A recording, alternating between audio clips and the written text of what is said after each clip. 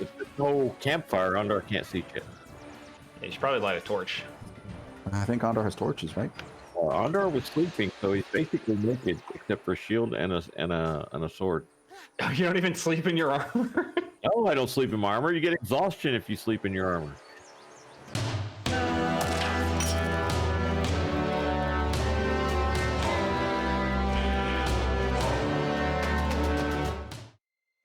All right, ladies and gentlemen, thank you for tuning in once more.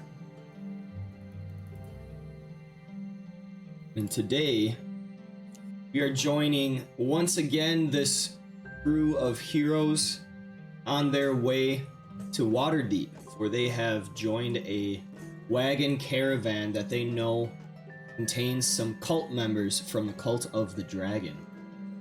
They have managed to get themselves hired on as guards and sergeants and some personal bodyguards to the many merchants that are joining this caravan.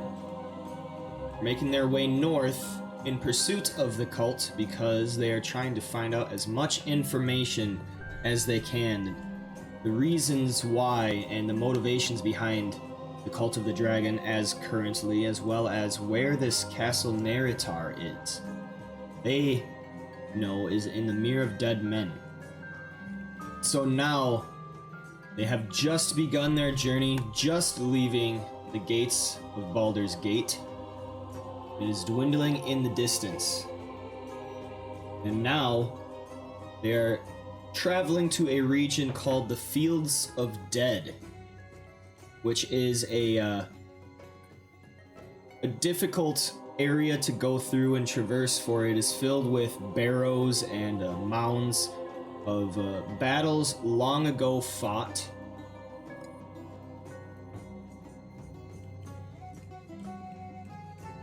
I gotta find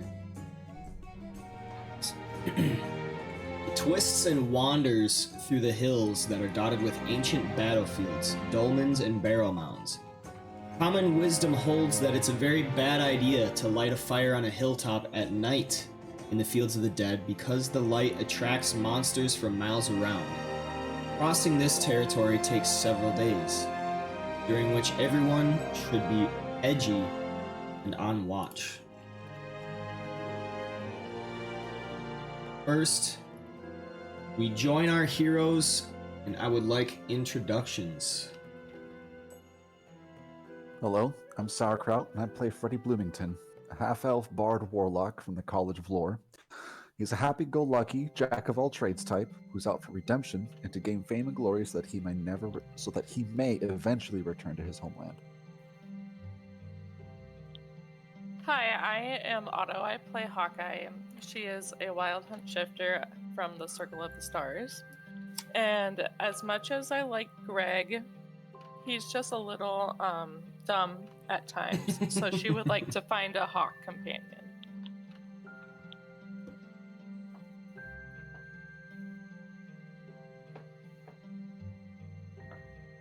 Sorry. I'm John, and I'm playing Nock Gravelskin, a half-orc Path of the Beast barbarian who was adopted as a child by a dwarven family, and he's currently working through when it's okay to use those bestial claws to gut people. Hello, I am Old Jarhead. I am my character's name is Ondar Stillhawk, a human paladin of Torm from the country land of Tether. He is a true believer in Torm and is trying to convert Noct into the same. My name is Nicolenberg. I play Ureva Galanadel, a wood elf ranger from the Forest of Lether.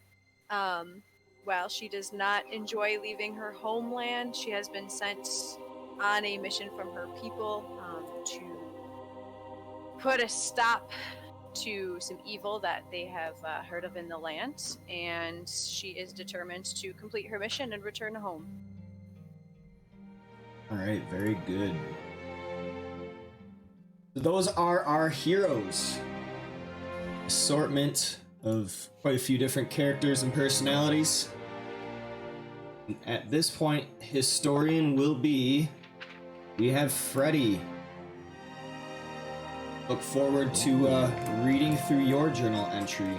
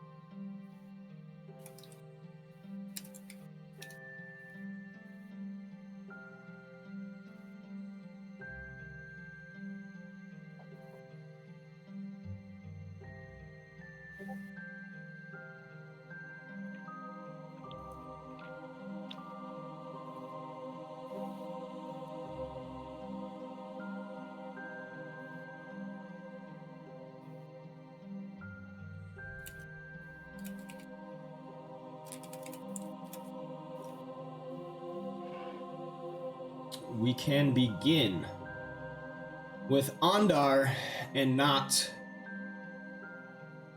on their wagon next to Edelri Lewell.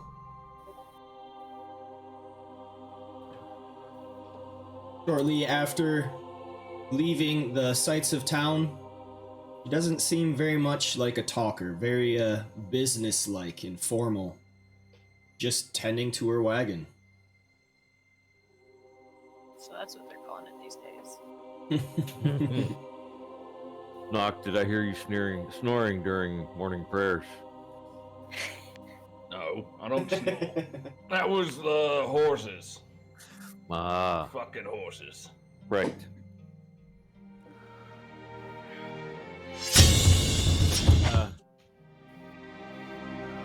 Wood, Lady Ed Heldry. She looks back at you with a passive glance. Yes, I've taken wood from the jungle of Chult. Tis not it odd for elves to cut forest? She seems a little annoyed at that, but looks back at you and says, "Well, the business of being a merchant, you know, you have to find product wherever it is. I plan to sell it to the master carpenters and cabinet makers of Waterdeep, which will turn it into exquisite furniture. It's good that you would take such a beautiful thing as the wood of the trees and turn it into something even more beautiful. Hmm? Oh, I'm not casting aspersions. I just thought it odd. That's all. I'm sorry. Didn't mean to offend. Yeah, I wasn't gonna bring it up, but you all traveling. You know that there are forests in other places, right? It's all just wood. It's not like, you know, ores and minerals. You got to get those in specific places. But look, there are trees right there. I point at some trees. Those are also wood. Why are we? Who buys wood from a different place? She nods her head slightly to Ondar, approving of your apology, and then she kind of laughs at Nox, like, "Have you ever seen the wood from the jungles? It is quite different, I assure you." And then she leans back over and takes a piece of the tarp and opens it so that you may look inside at the wood. Inside, yeah. So inside, you can actually see that the wood is quite different. It is a lot. There's a lot of wood there that seems to be from one tree, kind of leading you to believe that one tree is much bigger than the trees that you see normally in your area. It is also of a much richer. It's much richer in its texture and everything, and it's a lot tougher. So whereas the trees that you see now, that's your base of normalcy, You actually notice that this you may even be able to use as like a shield, just one chunk. Not your typical broadleaf there, huh?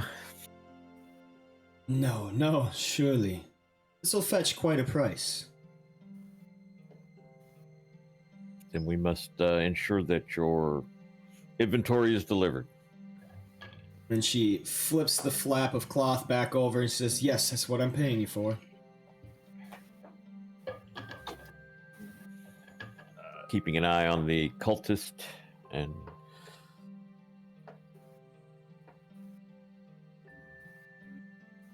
talking to Noct about general Tormish things. Tormish things. Trying to instill in him the beliefs and pass on to him the code and the precepts of the code of Torm. Are we not separate, because that makes it sound different, but like, is there a big gap between caravans? Like they kind of space themselves out? It's not a huge gap, but there would be like a noticeable like distance between wagons. Okay. Not for any real reason, it's just kind of how it happens. Gotcha. Just to Ondard, so that it doesn't come across as insulting as it is. I do kind of like ride slightly toward him and under my breath say, "You imagine how upset you would be if they came to rob a caravan and it was full of fucking wood." And I write back, "He does not respect this wood thing." If it ain't gold, it ain't good, baby. Well, the people will pay gold for that wood. That's the strange thing about it. Oh, I don't. I'm sure you can sell anything, but like if you're a bandit and you do all the work to fight us, and then you like have a big bunch of wood to sell. I understand what you're saying, but she's a merchant, not a bandit. She's collected this exotic wood. She's going to sell it for gold to someone who will take that one stick of wood and turn it into a table or two or three and sell those tables for gold. I'm not going to have an economics lesson with you. I think we both understand the economics of the situation. You're the one giving out gold every fucking day. Right. It's more that if we get attacked and we get to kill a bunch of guys, like how pathetic is that going to feel for them when one of them gets in there and it's like, great, fucking wood. Right, I understand what you're saying. I do. I don't mean to disparage you. I'm sorry, my friend. It's enough that I kind of hope a bandit comes so we can show him, look what you did for wood. And then, You idiot! You robbed the wrong wagon. Your friend lost his head, and you got this piece of wood. Ondar genuinely laughs at that and says, "Yes, that will be fine. Yes, show him the wickedness of his ways. Right. Not only that, but look, you died for nothing. Yeah, that will be definitely fun. Not for the men we murder, though. Well, murder is such a strong word. I mean, just because it's okay for us to do it because of Torm, right? If we kill him because it's... Is there a better word that when we kill him for Torm, is there like a word that we like better than murder? Justice. Okay. Well, you can arrest somebody and it's still justice. Well, it's just not as accurate as murder. He does say to, be unyielding in your struggles against evil. And if we kill him for Torm, can I say that I smited them? Is that accurate? You may. I will use the word smite now. You have delivered quick, painful death to them for their injustice. Make sure it's painful. I've never been decapitated. I don't know how painful it is. Well, then just smash their head. That's got to hurt, wouldn't you think? I have hit my head very hard, so probably.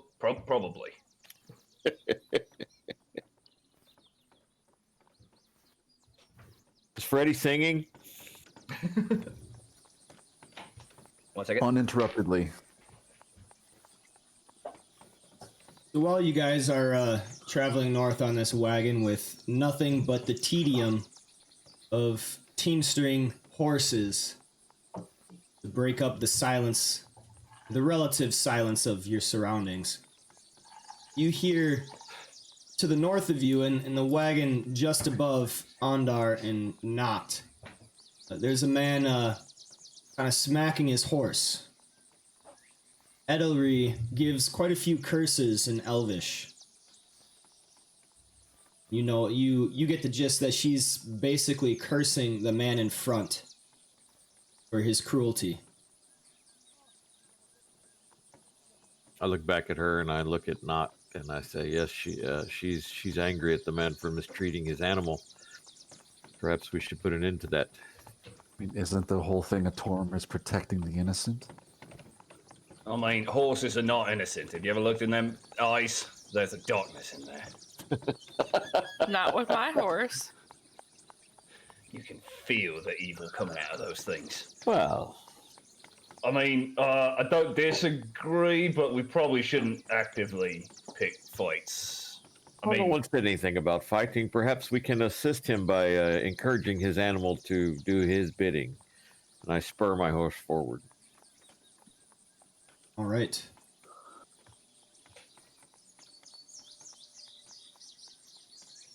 You guys see the map, right? Yeah. Okay. I didn't know if we were... Yep, we are on that map. You Is see it the smiling male half-elf that's beating his Yes. horse? Okay. Then I I'd shall say move forward. relatively close, like maybe here, just slightly, so that I'm Let's not go going to go Intrepid. as far as Ondar does to stay close to the caravan. Go Intrepid. Forward. All right, Ondar, you spur your horse forward a little bit faster to catch up. Upon reaching closer, he's not quite beating the horse, but he is definitely whipping it a little harder than he probably should. And it doesn't seem like there's any particular reason for him to. You do see that there is an open bottle right here next to him that he's taking quite a few pulls every once in a while. Not swaying in his seat, but just kind of lounging. Every once in a while, taking his whip and slapping the horse for no reason, because it is already moving. He's humming to himself. Well met, friend. Well met. And then he sets down the whip, and then he takes up his jug of whatever, and then raises it to you in salute. Says, care for a toast with me? Surely. Well met. And then he turns around, fumbles through some of his stuff, but nevertheless comes up with a few wooden cups, takes one out, pours the drink out, to which you see it's just ale, regular ale. Then he hands one to you and he says, I am Bade Seshapol. What is your name, friend? I am Ondar Stillhawk. Well met. Well met. And he hands you the drink. Then he takes a Cup? swig from the bottle himself. I take the drink from the cup, and I do the little salute thing, like toasting, and I drain the cup, and hand it back to him. Thank you. It's fine ale. I hope it's fine ale. It is pretty good. It's not like absolute top shelf, but it would definitely fetch a price in most any town. And even though from your own experience driving caravans, selling alcohol from city to city is not quite the best business venture, for every city surely has their own alcohol distilleries. Nevertheless, he is doing so, which seems kind of odd to you. It's not very lucrative, you could say. What's his name? Babe? What's his name? Bade. Oh, I should Bade Seshapol. Ah. Hey, what's up, So, Crocker? Master Nice to see ya. What are you? Are you transporting ale? It appears. Yes, and then he turns around, displaying his arms. He's like, "This is my fine inventory. I have quite an assortment. I sell it across the road on my way. I figure there could be quite a few purchases along the way to Waterdeep." And you hope that this horse of yours will make it all the way to Waterdeep, yes? Ah, surely. If there's any troubles, I have my ways. And then he kind of taps his whip. I noticed, and so did my employer back there. She's an elf. I kind of lean in and kind of get conspiratorial with him. He looks back and sees the elf, and there's a little smile playing at the corner of his lips as he leans in to hear what you have to say. She mentioned that you were, well, not unattractive, but your treatment of the creature detracted from your attractions, if you know what I mean. Ah. And then he has a wry smile, looking back conspiratorially at the elf. Make me a persuasion check.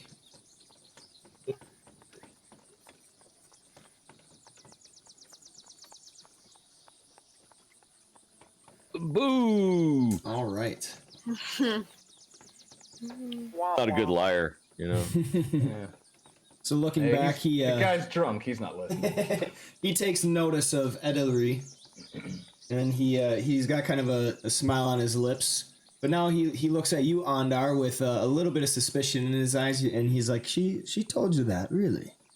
Well, I said not unattractive, but the fact that you're beating this animal so severely for apparently no reason at all, as it is drawing your wagon forward, is detracting from your attractiveness. Yes.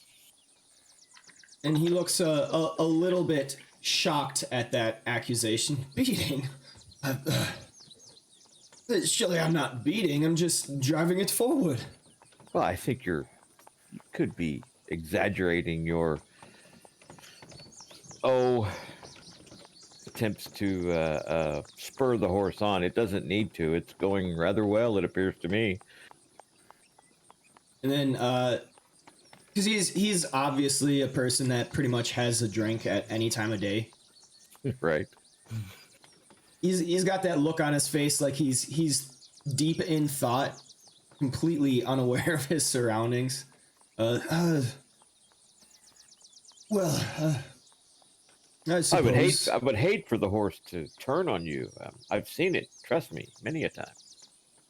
I think you have a point. We haven't hit a troublesome point in the road as yet.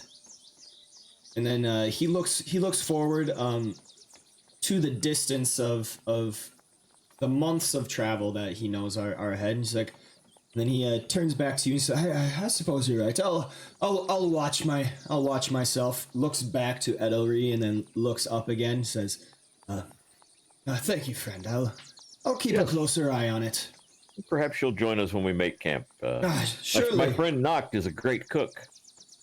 Surely. Let's seal it with another drink. And then he pours another cup and then hands it to you. I drink it. Well met, friend. Blessings of Torm upon you, my friend. Blessings to you as well. And then he just kind of continues to drink from his ale.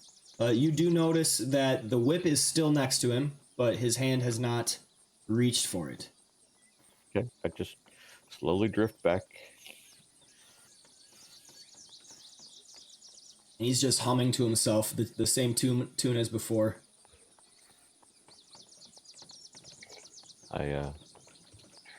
I just look at that Hellray and I say, he seems to be fond of you.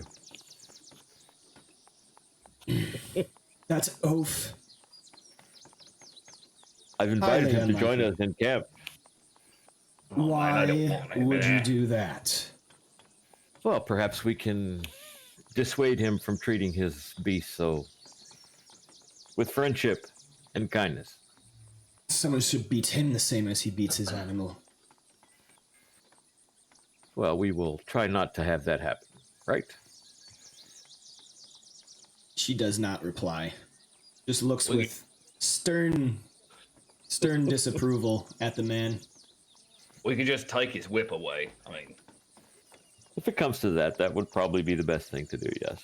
I'll give him like 3 hours into sitting down and he's gonna pass out. He is deep in his bottle, his jug, and it's not bad ale, Noct. It's not great, but it's not horrible. You can cook, yes? Yeah. Okay. I told him you were a fine cook. I find that I am a fine cook, but none of you guys like dwarf food, so I don't know. The mushrooms that grow above ground seem to be more poisonous. Well, also we cook with rocks. Right? You don't eat the rocks, but it's a part of like a I gotcha. seasoning kind of Right, situation. Like grape nuts, right? Yes, it's like kashi, but with pebbles.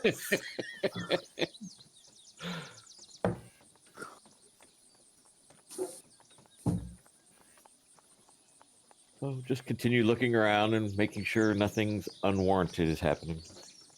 Yes, you actually you're able to see the specific wagons that hold the cult stuff, and You said earlier they're separated though, right? They're not all together. They're like spaced out in the caravan. correct. They're not all together in one. They are spaced out along the caravan. Is there any See- communication between them though? I mean, like a No. runner or Nope. okay. Nope. It is just singular wagons to kind of give off the impression that every wagon is its own merchant with its own goods. But you do notice that there are a few, I guess, stragglers that would have joined the wagons, kind of tagging along, which is not unheard of. There are wagon followers, like people that will pick up along with a caravan to pay to sit on the wagon for a bit and stuff like that. That seems to have been common enough among the cult wagons, Mhm. where there's like maybe one or two, possibly three other stragglers that seem to always be around the wagon that you reason is probably another cult member. Okay. All right.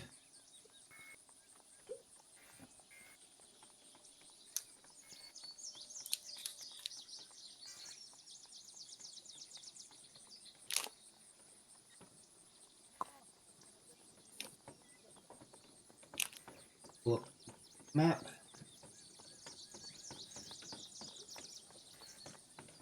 Freddy is in good voice today, Noct.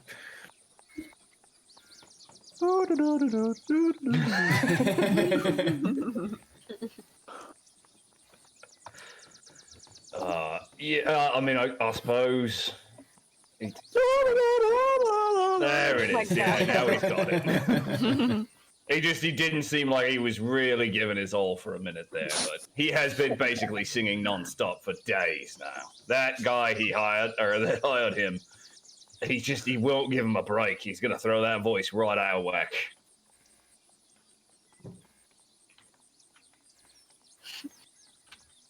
The new tune is I quite like it. That Somebody to Love tune. I like that.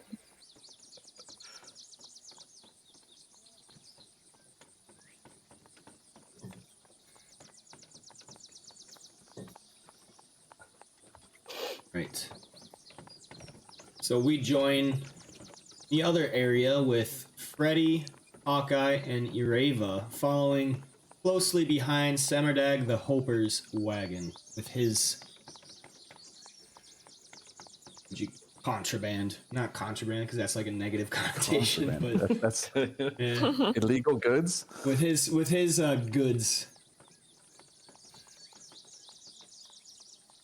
And you notice the sound of something fragile in the crates bouncing and jarring inside the wagon along the tradeway, which gives you plenty of reason to worry that whatever goods he is transporting might not make it. But nonetheless, he is holding the reins, just kind of humming to himself happily. Summer Dog, your goods seem to be jostling around a little bit. Are you sure they're properly secured for the passage ahead? He looks behind. Yes, I suppose they are. Oh, no worries. I put plenty of straw in there. Then just continues to hum his tune. All right. I'll keep my mouth shut about that. It's my job to guard it. Oh, no worries. No worries, Freddy. You just keep tuning. You just keep on your tunes, and in enough time before we know it, we'll have made it to the walls of Waterdeep. Well, speaking of which, any requests? Silence. He asks for Iron Yeah, Man. I Iron see silent Man. too.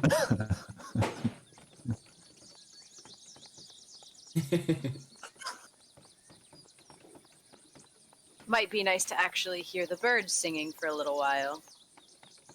Hey, Greg has a nice voice.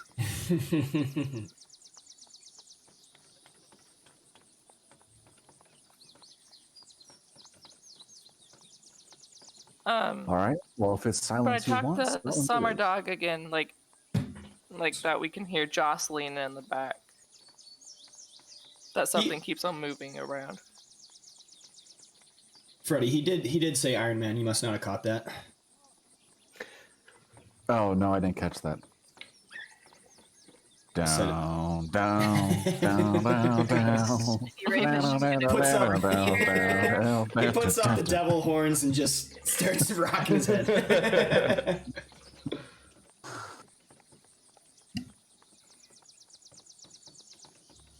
The whole time, though, while Freddy is performing, he's still keeping an eye out. Like, it's not that he's just head in the clouds, bithering about. Yeah. He was paid to do a job. Between Freddy singing and my uncertainty of the goods in the cart, I kind of just stay right on the edge here, so that I can still see the cart in case something does fall out, but out of the direct path of debris.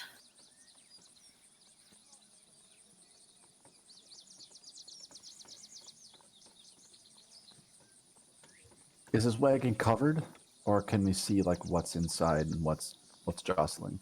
You can see inside. He did not cover. All right. What is moving around? So upon closer inspection, you actually see crates filled with straw, and there is some white porcelain inside. Porcelain. Okay. Like teacups. Like fine china, right? And Yeah. like fine china and shit like that. Yep. Okay. Fine dinnerware.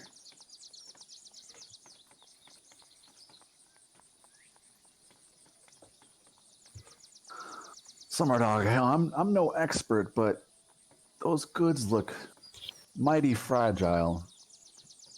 Are you sure that you put enough straw in there? They shouldn't be moving about at all. He looks back to you. Freddy, you worry too much. Yes, it will all be fine. I'm sure. Okay. I've made a few deliveries already. People always tell me I'm naive. I don't know what I'm doing, but I've never had a problem. It sounds like you're gonna have a problem soon. Whoa, easy there, Hawkeye. Yeah. He laughs. He's like, everything will turn out fine as long as I have friends like you on the road.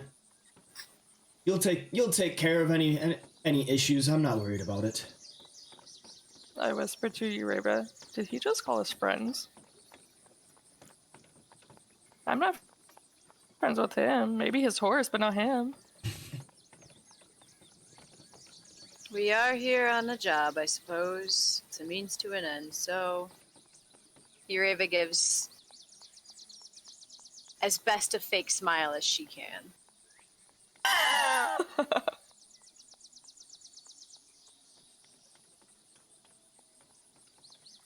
Freddy gets back to playing then.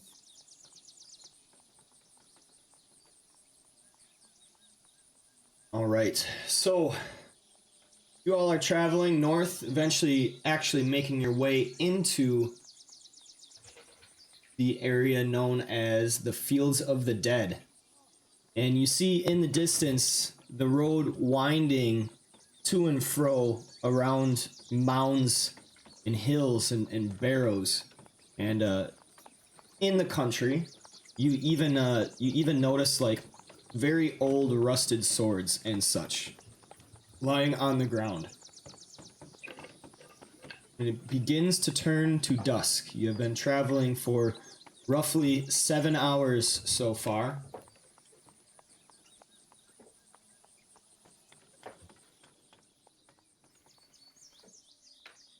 And after some time with dusk coming down, you actually hear some worrisome noises coming from the north, and the cult, or the caravan, actually halts.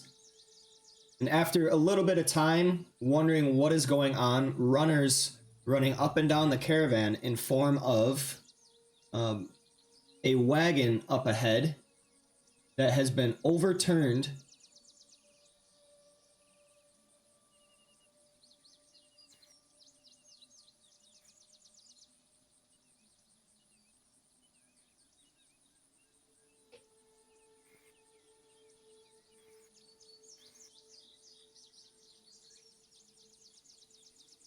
A wagon has been overturned, stranded in the road with its draft animals dead.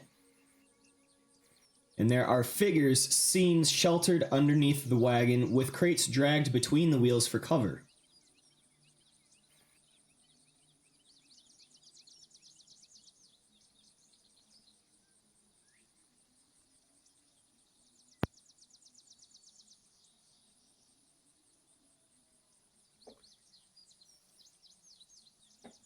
Who are any of our people like in the head train, or are we all pretty far, like in terms of how long the caravan is? You're far enough in that you have not spotted it. You just know this information from the runners that have passed it along. And they are basically trying to figure out what to do because they don't know for sure what's going on. They see it far enough from a distance that whatever is going on they are not involved in, but they can still see the figures trapped, not trapped, but like underneath the wagon. Sorry, my Should wife we was go talking check to me. it I out? missed that. Well, someone's trapped under a wagon. The runner Yeah, so there's responds. a caravan up there. The runner responds, "Yes, it seems that there are some stranded folks hiding underneath their wagon from something. They might be assaulted by some yet undetermined creatures." I'll spur my horse forward. Come knock. Out of habit, Ureva is just going to pull out her bow and arrow. Right. And look to Freddy. Say, well, we're supposed to heed your word.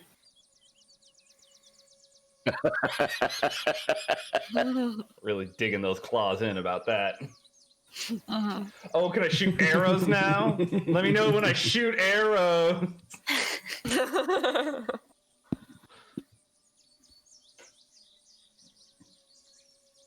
I move ahead. Yeah, I'm going with him.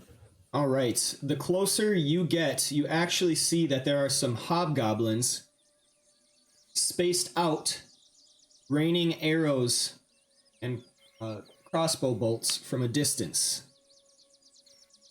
Make me an insight check. Those two Who, are all all of us, or Anyone. So this is I'll this cast is guidance a on my. Oh, so- never mind. okay. I So can't do this that. this is more of a passive call.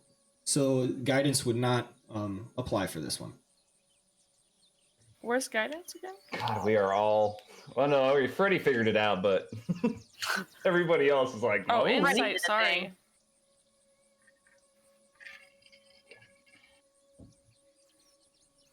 Back to my normal rolls is what it is for me.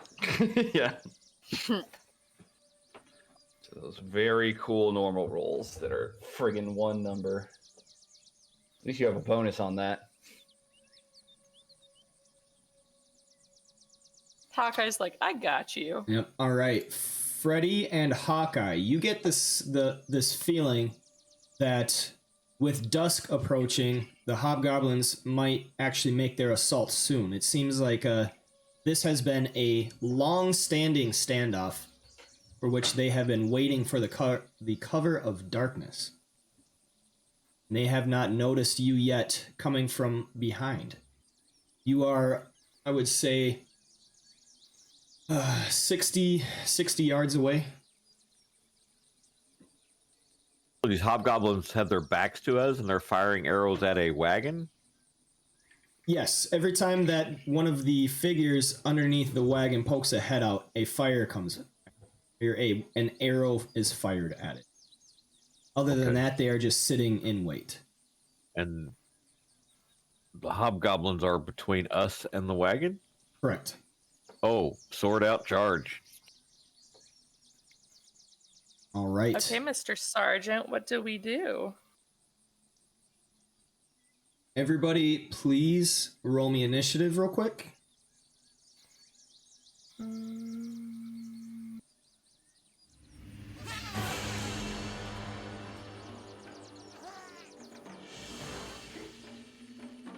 Well, at least I got a bedroll out of the way with this.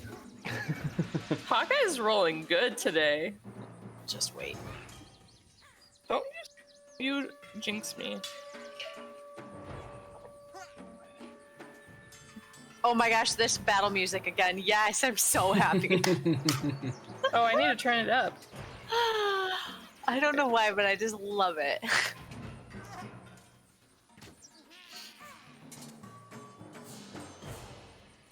Stupid mouse.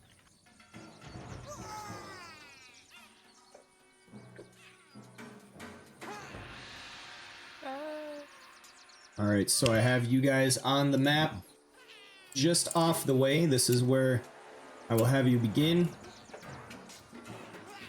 Everybody may put their token anywhere they wish within the square that I just made.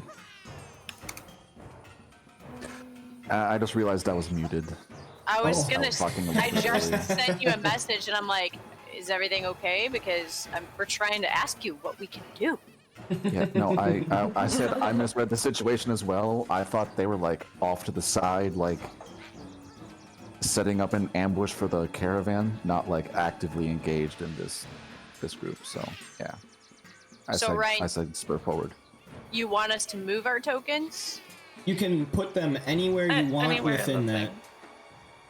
within that square. Then our Oh, starting perfect. zone. Yeah, I'm gonna stay here because I'm gonna stay behind the fools and just shoot. Oh, that's a good idea. I'm gonna stay And here. that is pretty much what you're paid to do, is not get stabbed, Yep. but do shoot arrows. That's Yeah, what do I'm the here stabbing. for. Shoot arrows. We don't have a lot of healing, so So as you guys are spurred in a charge forward to take on these hobgoblins, they turn to realize that there is danger coming from behind. We begin with Hawkeye. You have received initiative. Alrighty, folks. Let me. Oops, I'm getting the damn it combat checker up. Sorry.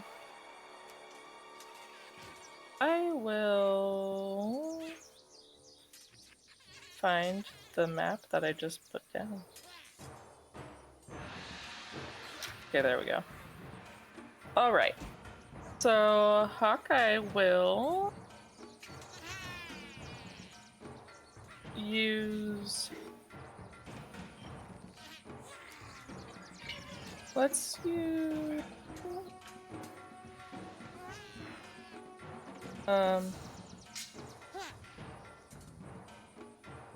Do I have icy knife on here?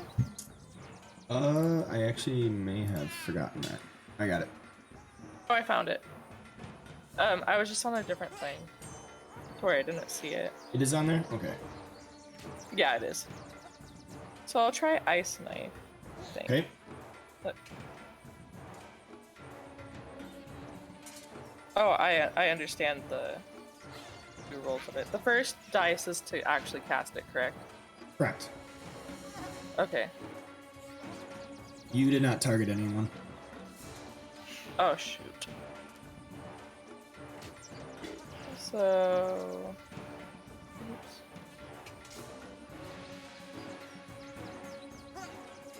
Control click, right? Yep, there you go. Hobgoblin 5. Oh, I wanted Hobgoblin 4. Is that good? That one? You wanted 4? Yeah. Okay, there we go. I will use that same. That is a miss. Okay. Make sure you click the first level spell slot for using Ice Knife. Yeah.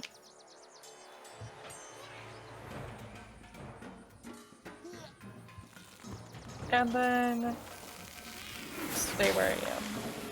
So I'll end my turn. If I can find the damage tracker again.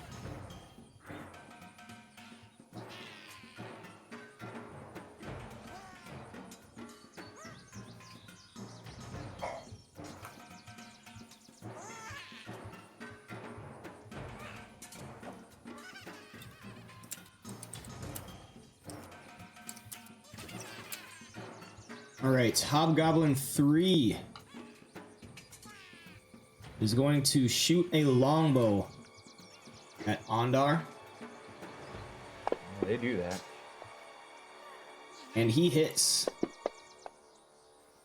7 points of damage. Hobgoblin 6 will shoot a longbow at Freddy, and he misses. That's right. This hobgoblin will retreat back. If I can get it.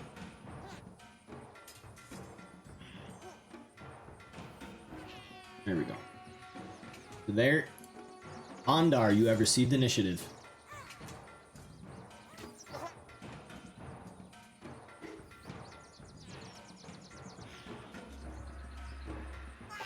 We can't hear you if you're saying anything. Oh, it's because you got to push the button. Yep. Ondar will ride. Tradition. He will ride Intrepid to there and dismount to there using half his movement. Okay. He will look at Hobgoblin 5 and grin. And he shall swing his longsword at it. Or is this Nox longsword? I'm not sure. The longsword that he has in his hand. The one he is wielding. That And is he will, a of course, miss. He will of course miss, but he will then try to shove him with his shield. All right. Shield bash.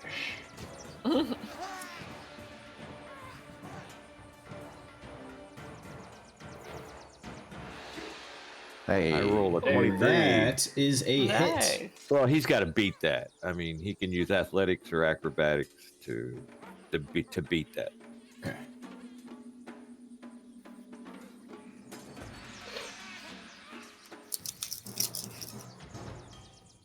I just made it as an attack roll to save me from flipping pages. Gotcha. All right. He is shoved backwards. Oh, I knock him prone. Yeah. Knocks him prone. Oh, I knock it. I put it on him. Okay. Gotcha. So I knock him down and then laugh. Ha ha ha ha! Very nice. And I point my sword at Hobgoblin Captain. And you shall feel the wrath of Torm. He grits his teeth. Hobgoblin 4 is going to shoot a longbow, shoot his arrow from his longbow at Noct, and that also misses. And he will step forward. Hobgoblin 5 will stand up from prone, taking half of his movement, and he brandishes his own longsword as he steps forward to Ondar, attempting to erase his embarrassment. That is a hit, Man. dealing 8 points of damage to Ondar. Noct, you have received initiative. Alright, he can hold out for a little longer. I'm gonna move. Yeah, I'm good. But instead, I'll move to this side. So I was gonna go the other way, but I might have to help you out. So I'm gonna run up to here and rage. Button, where are you? Where are you, Button? There you are. It's like a question. Are you questioning your rage or? Am I really bad? No. I'm gonna rage for. Actually, I'm gonna take. He's not angry. He's He's just really disappointed. This is a disappointment tale I've grown. But I'm going to just use longsword. Yeah, I'm gonna use longsword instead of. Actually, is there any reason not to use this tail? It's really not. It has a higher damage chance. So yeah, I'm gonna Wait, did you just grow a tail? Yeah, also sometimes there's a tail. Oh, Yeah, you all see as It's very nonplussed to Noct right now. He's done it a few times in training. you all But see maybe you didn't see the tail. as Ondar begins to froth at the mouth in his rage that you know he does in every battle. Suddenly, his arms get a little more hairy. His muscles swell to a size that you haven't seen before, and a tail sprouts from between both of his legs. Alright, so... and I'll reckless this. All right. Now that there we go. Hit these buttons. Didn't have everything on those open, so it took me a minute to find them again. Gotcha. So swing. That's the damage. Dang it. That's on me. Let's see if that hit or Roll hit. not. Whoops. I'm gonna say that It does 19 hit. to 24 is gonna hit. A hold on one savage second. swing. I think the tail. I can't remember if the tail knocks them down or if it's just the reach on it. Give me one quick second. I don't have that open for some You reason. grow a lashing, spiny tail, which deals 1d12 piercing damage on a hit and has the reach Okay. property. Just the reach thing, yeah. And that. Yeah. What was the damage on that? A 5? Just to see, I'll use Savage Attack just to see if I can roll For tail? higher than a. No, so Savage Attack, I can re-roll one damage die. Yeah. So I'm just gonna roll the 12 in the box, and if it's higher, then you can add the extra. But let's Okay. see. Oh, it's a max. So yeah, let's go and take that 12 instead of the 5. So Right. that would be a total of 17. 17 damage. Just punctured with that tail strike. Like a stingray. The hobgoblin falls down to the ground. Dead. And just kind of looking around at the other ones to see what their reaction is to sudden man growing tail and destroying one of their friends. They look a bit worried. So does Ondar. There. Yeah. It is a worrying thing to see. You see some of them looking to each other in a look that's telling you like, what the fuck just happened? That's the same look on Ondar's face, by the way. And I have passed it along because that's all I got. Right. By the Royal Fury, what was that? Oh, sometimes I can have a tail. It was disturbing the first time I did it, but I like it. It's No, a good it's- fashion statement. My friend, it's disturbing every time. The hobgoblin captain shouts something in Goblin, pointing in Noct's direction. Does anybody know Goblin? Nope. Nope. Unless you I can know read the giants. text in the box, and then you do. To the Googler. It's not a language. It's just guttural. It's nothing. You will 5, 10, 15, 20, 25, 30. You will step up.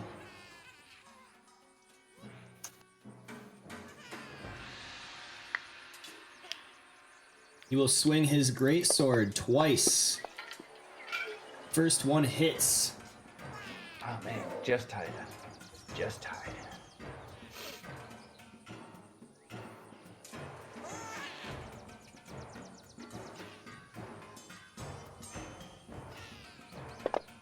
First one hits, dealing 3 points of damage. The second attack also hits, dealing 5 points of damage. Big man. Guard 2 is going to come out.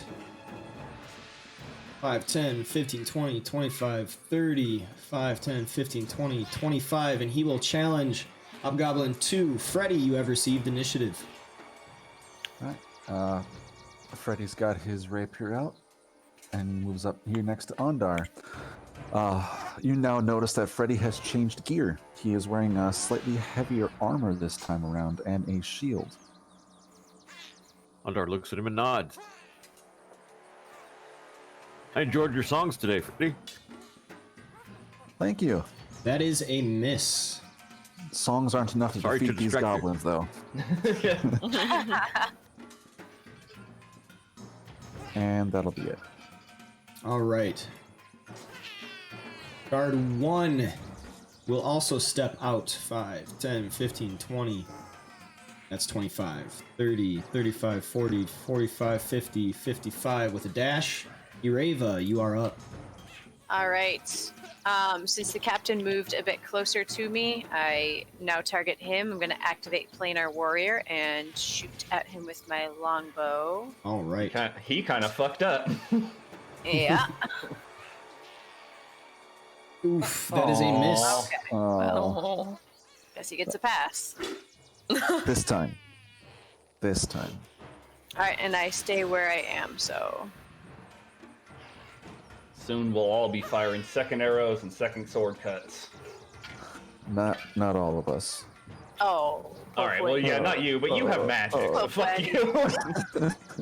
All right. Guard 3. 5, 10, 15, 20, 25, 30. 5, 10, 15, and 20.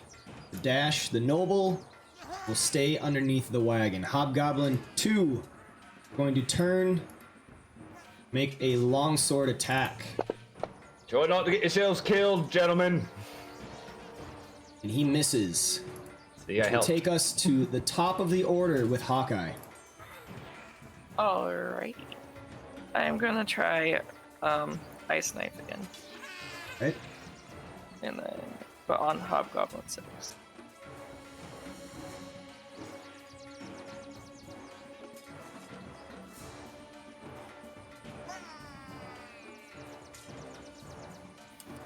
That is a hit. Hey.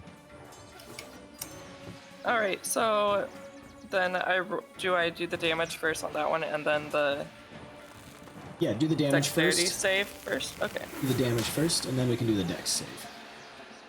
Nice. All right, now you would target everything within 5 feet of Hobgoblin 6. So that would be Hobgoblin 3 and Hobgoblin 4. Now Okay. you hit the second one. Does Ice Knife hit the primary target as well? I think it does. On the But I splash? could be wrong. Yeah, the target and each creature. Yep, okay. Yeah. They all fail, so go ahead and hit that second damage. All right. Hawkeye sends a bolt of ice shooting out, hitting Hobgoblin 6 smack in the chest. It explodes in a Wow. it explodes 5 feet outwards in all directions, hitting the other hobgoblins around it. Hobgoblin 6 falls to his death. That is another level Ice 1 baby. spell. That's why you wanted that one, isn't it? Just so you can say that. Well, I also like the effect of it too. Yeah. Like it's kind of attacking twice in one turn. Yep, it's pretty bad. Hey, any AoE right now is good. We have a stunning lack of area control. And then let's see.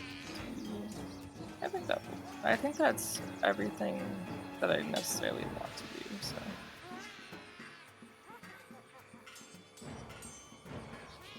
All right, Hobgoblin 1. Oh, Hobgoblin 3, I should say. 5, Whoa, which one is 10, 15, and 20. He is going 6 to is dead. make a longsword attack at Noct.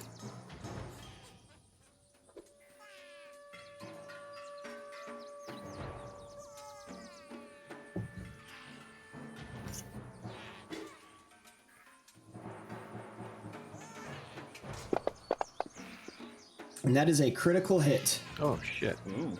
Oh no. Yeah. Nah, he's resistant. He's cool.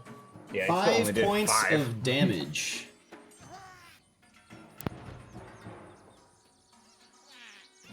All right, Ondar, you are up. Here we go again. We're going to swing once again with this longsword. Okay. Hey, it's a hit. 18 hits. Hey.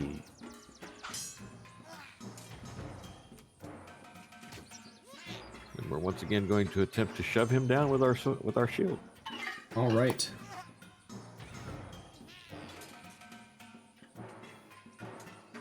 Not such a good roll. Even so, he is pushed backwards, shoved down. You may put prone on him. All right. And we are going to move. We are going to move to here.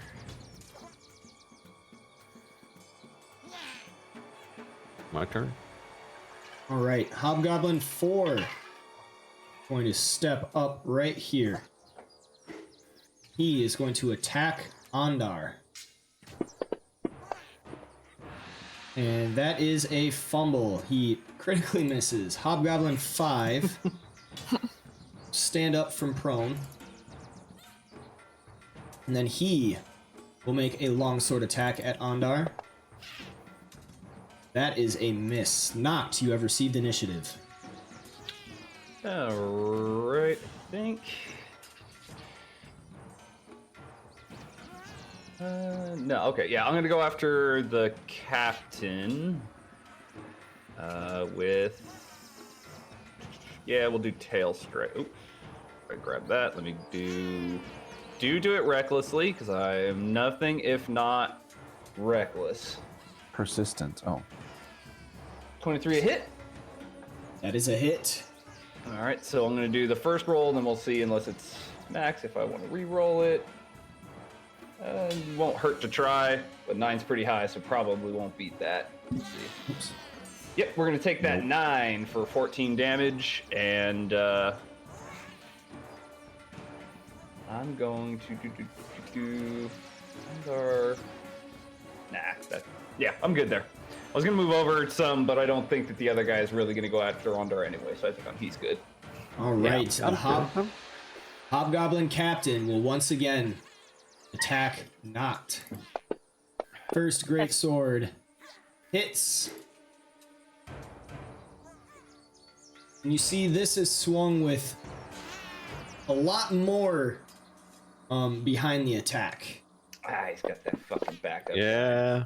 Yeah. Dealing 15 Ooh, points shit. of damage. He After that shit. He will swing the greatsword once more. And this misses. Guard 2 will attack Hobgoblin 2. Miss. Freddy, you have received initiative. Alright, Freddy's gonna move up here and target Hobgoblin 4 using Green Flame Blade. Holy Needs to shit. makes a normal attack roll, That is a and miss. unfortunately misses. Yeah, frustrating. And he's not going to use any bonus actions, so end his turn. All right, guard 1 attacks. Thrusts his spear out, missing. Ireva, you are up. Use the pointy end. Yeah, All right, I'm Ireva trying. is while still aimed at the captain, is going to once again activate Planar Warrior and shoot her longbow. Oh my lord! Oh my gosh. That is an automatic miss. Noct, get out of the way. This is what happens when Freddy sings all day. He's not targeting for you. He's not telling you who to shoot. That's the problem. Unfortunately, yeah. Direct your fire. Unfortunately, I apparently turned dumb instead of deaf. Suppressive fire here.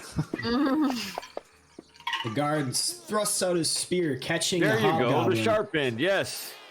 For 5 points of damage, the noble still remains underneath. Hobgoblin 2 going to attack once more with his longsword. And that too is a miss. We go back to the top of the order with Hawkeye. Hello. So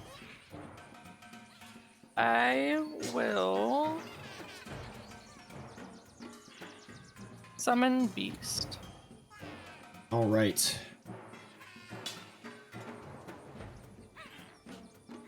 What are you summoning? I will summon Greg. the The mighty power of pigeons! I have to pick one of the bestial spirits, right? Yes. So I'll pick land. Land. Okay.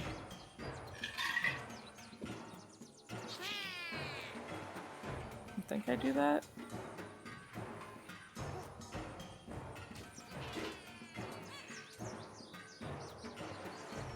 Where do you want to summon it? Next to the captain.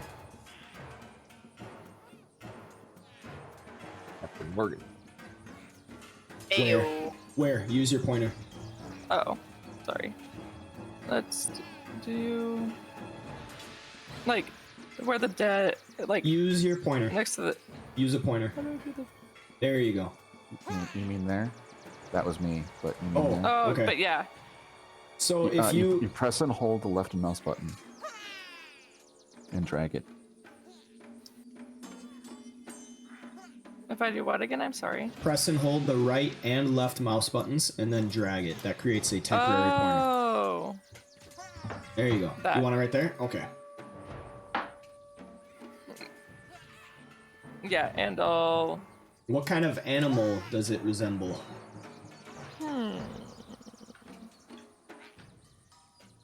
Pepe Le Let's Pew. Let's do a wolf. All right.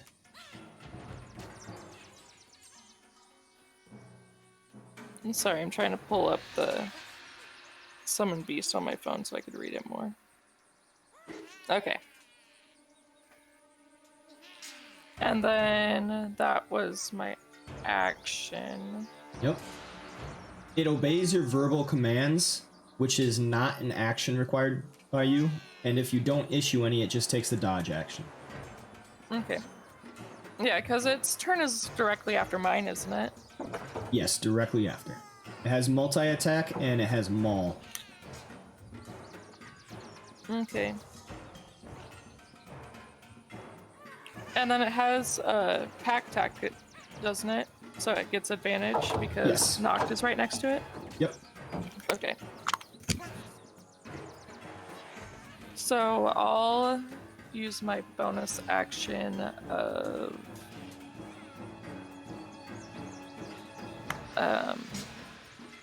healing spirit on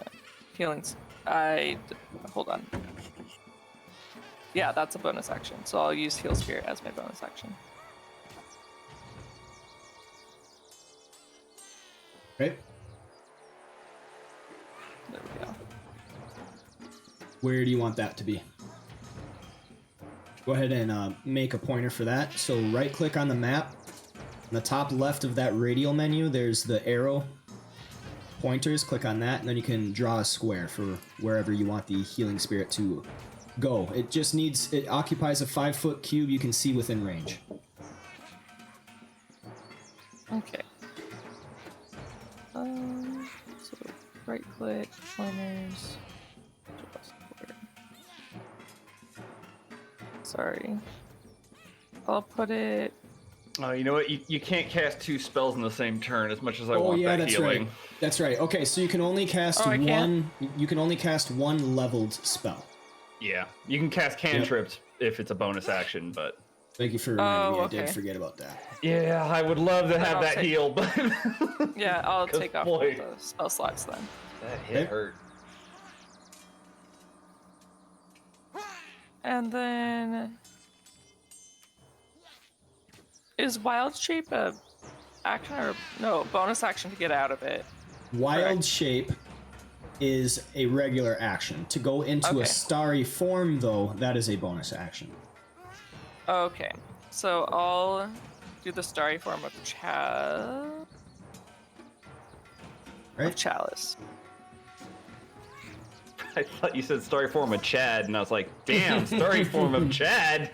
Go ahead, and, Chalice. Awesome. go ahead and hit that effect so that'll take shape. All right.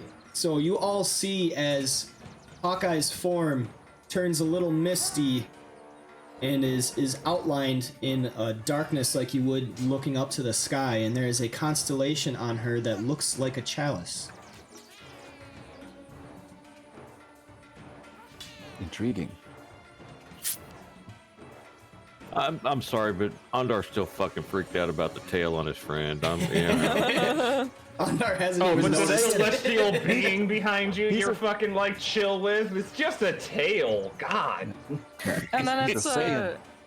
a bright light in a 10-foot radius. Mhm. But and then Which looks like a cup. yeah, I'll do that next. Anything else? Okay.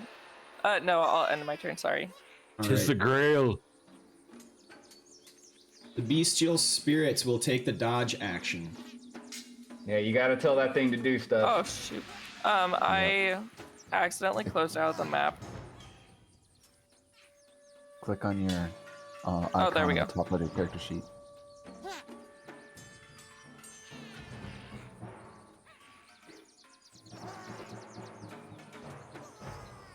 Didn't go.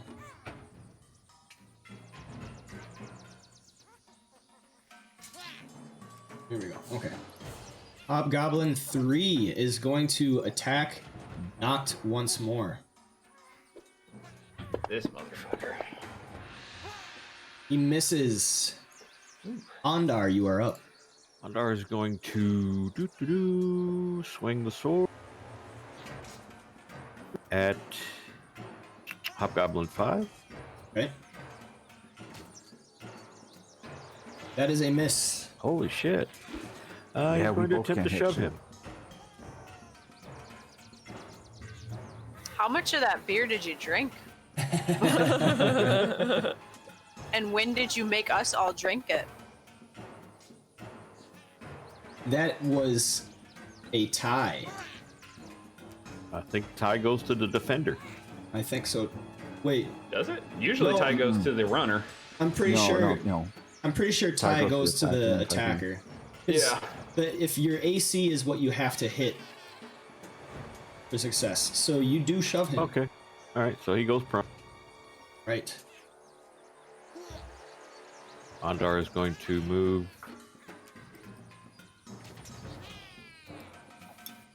to there. All right. That will end his turn. Hobgoblin 4 is going to attack this new adversary. Makes a longsword swipe at Freddy, which misses. Freddy is able to dodge out of the way. Hobgoblin 5 will stand up from prone. It's just up and down, up and down, up and down. So that's 15, 20, and 25. He will attack Freddy with his longsword. That is also a miss. Not. You are up. Nice. Armor doing work. Going to. At least some of it is. Which is worth it.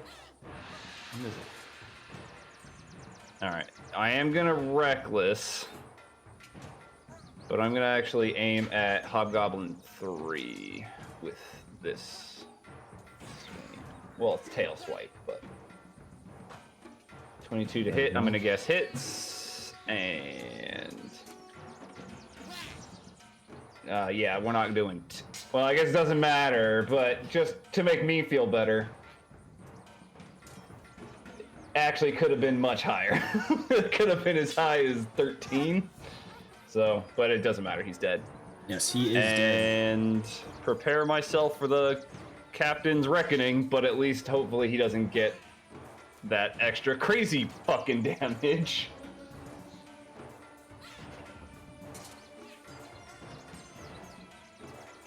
All right, so the Hobgoblin Captain is going to... Let's see.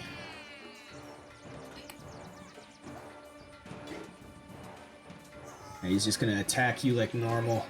Great sword knocked. First one hits. Man, he has been getting a lot of 20s. 4 points of damage as the second swipe comes across. That is a miss.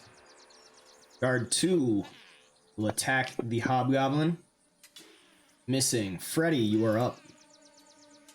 Alright, Freddy is going to target Hobgoblin 5 with another green flame blade. My rapier erupts in green light. Undo notices this. Nice. That is supposed. actually Hold up. That is supposed to be made with disadvantage It is? because you are not proficient in medium armor. Yes, I am. Hex blade.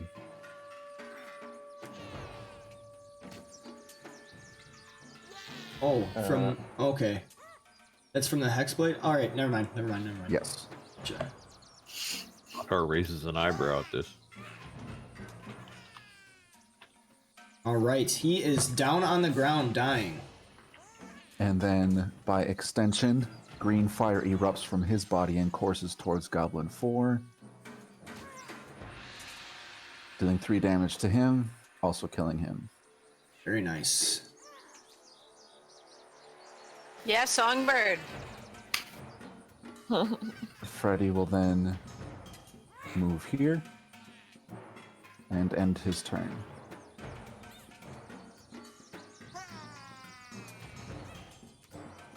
Oh man. Doesn't have the Warlock doesn't have green flame for a sound. We got a whole bunch of new sounds. All right, guard 1. Is there flame sword? That might be. Is that sorcerer that gets that and wizard? Got That might be Eldritch an option. Blast. Yeah, I haven't used that yet. Guard 1. It's on the list. Automatic miss. Ireva, you are up. All right, she will once again aiming at the captain, activate planar warrior, and take another shot. Oh my! Oh my god! That Oh, wow. is another miss. Oof. Ooh, big oof. I just pat her on the shoulder. It's okay, you'll get it eventually. She I just remember my says, first time shooting a bow. she just shakes her head and says, "I might as well become a bard at this point." All right, That's guard true. I've done 3. more damage than you. Spear. That one hits, dealing 6 points of damage, felling the hobgoblin in front of him. Well done, fellow. Or Here, lady, here. whatever the case may be. We move on to the noble, who does not move. Hawkeye, you are up. Alrighty. So before I forget, I'm gonna tell the beast to attack. All right. Make sure you do something this turn, buddy. I don't Wait, know attack. if you weren't listening last time. I mean, it was also my fault for not telling you what to do. Wait. Attack who, though? The captain. There you go. Let's be specific. I say you're about to have him attack knocked. And then it will do the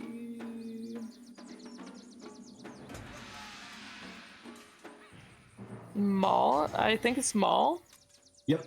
right? Yeah. Oh, right. So that's what that will do. I will. What will I do? I was just making sure I didn't have to do that. Didn't have that. I'll move up. Why not? I'll move. Oops. There, I guess. If I have that much speed. Go ahead and move your own guy. Okay. Or do you want the bestial spirit to move? Oh no, I want Or me to you. move there. Yeah, you can move your own. There you go. And then if I cast since Shillelagh is a cantrip, can I cast that and attack with my quarterstaff? Shillelagh is a bonus action, so you would still have a regular action, yes. Oh, Right, you use your action to attack. You like I'll use empower poison your spray. stick. Poison spray on the captain. Isn't that ranged? Poison I think spray? it's a cone. Yeah. Is it a Or is it a cone? cone? Because if so, you're gonna hit Ondar with that poison. It's okay. or both Freddy and I would It's really like to not 10 be hit with poison. It's 10 feet. 10-foot cone? Yeah. I don't think it says. I don't remember which one poison spray is actually. Maybe I might be It thinking just something else says then. 10 feet is the range. It And should be then- in the description somewhere. It should say Yeah, I'm like, reading the description. cone or target attack or something. I'm pretty sure it's a cone, but it doesn't explicitly spray. It doesn't explicitly say. What the hell? I was wondering. What was the name of it again? I'll just wiki it. Poison spray. A puff of noxious gas. So no, it's not a cone. No, yeah, you're good. It just has a Oh, range right. of 10 feet, but Yep. it's so It has- you don't it have has to be that range. close. Yeah. In fact, it would be really cool if you maybe weren't that close, because you're the easiest target for that guy to go at. Maybe if you just didn't step so close. Yeah.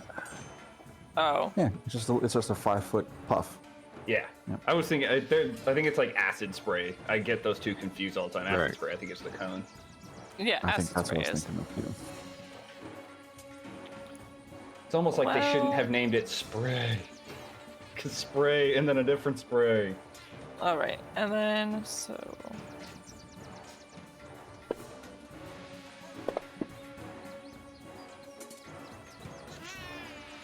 So since you are making a ranged attack, when you are right next to him, make a roll again because that is made at disadvantage. Yeah, that's also a thing. Oh, he saved. So Yeah, You say both times. he did save both times. it's probably, if it's a cantrip, it's probably no damage. Yeah, it does Yeah. not do damage on a miss. Oh, and if it's a save, there's no advantage, disadvantage. He Yep, just, you're right. He just saved anyway. So Because it's not a targeted attack. It's a yeah. square. And then bonus action. Can I move with a bonus action? No. No. Movement is movement, but you do have 5 squares left. Oh, I do? I will warn you, if you move, Excuse me. that guy is probably going to try to put that longsword inside you. He may not attack you, but if you move, he is gonna. And it would provoke, so it's a reaction. Yeah, it may be better to let us try to kill him before he can hurt you. Okay, I'll just end my turn then. I'm just worried about that. Granted, I know he can't do that 15 damage thing again without friends, but he could have one-shotted you. I would prefer you not die today. All right. Yeah. The spirit Deal. will He got lunge nasty. at the hobgoblin. And I don't think you crit with that attack either. That was just a No. normal. No, That that was is- his. That was that just his is like a- crazy pack tactic thing. Yep. He gets Yeah. a 25 versus armor class, which is a hit. Good job, Healing. Beast. 1d8 plus 4 plus the levels, spells level piercing damage. Alright, I'll have to fix some of these.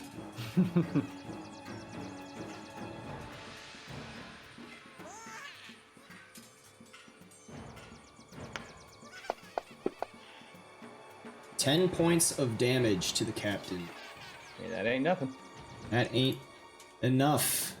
Kill him. We move to Ondar. Andar throws his shield to the ground and grabs his sword with two hands, Oh, raises it Alright, above his now. head, and swings. with a mighty smite. Gotta hit first. Hopefully. Yeah. He's calling for a smite.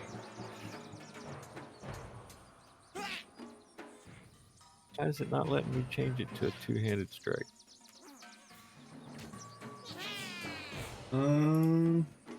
I don't know if the actual damage thingy update. Oh. It missed anyway. It doesn't matter. Oh, man. No. Oh, shucks. That is a Now he's miss. standing there. You can- Now he's you standing can there knock with him his dick down. in his hand. Now he's standing there with his. No, I threw my Right, shield you down. dropped your shield. Dang it. We could have just really trounced on him before. Well, no, he goes right after me, so it wouldn't have been that long, but. I'm basically Well, standing there with my dick in my hand now. You wouldn't have had to attack recklessly. And still I got wouldn't have advantage. had to, but I might have just for fun. In fact, with all you here, I am going to attack recklessly because I figure, worst case, if he brings me down, y'all are here to keep me alive. Here comes the Barbarian things. swing. That is a hit. Hey. All right. Good job. And we'll roll first time damage. It is a Oh, 10, it was so that's 15 let's points see of if it would have damage. been the ultimate. Nah, it would have been less. So we'll That take that kills 15. Again, punctured with a savagely fast tail strike, and brings It's him like to a the dirt. stingray. And then slowly he de-swolls his tail because we're out of combat now. He de-swolls, his tail goes down, and he kind of falls down because he is pretty badly beaten.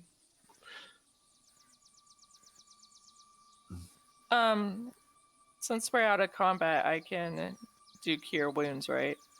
Yep. Since I have the chalice, it does an extra, doesn't it? You may not have to. You could just take a short rest and he can use his hit die. Oh, Just an option. well, it's I becoming mean, night. it's like when dusk, so we're probably going to bed anyway. yeah, that's what I was saying. Yeah, I guess. So yes, It more just catching my breath. dusk just- has fallen. Andar lays And- his hands on him. Well done, my friend.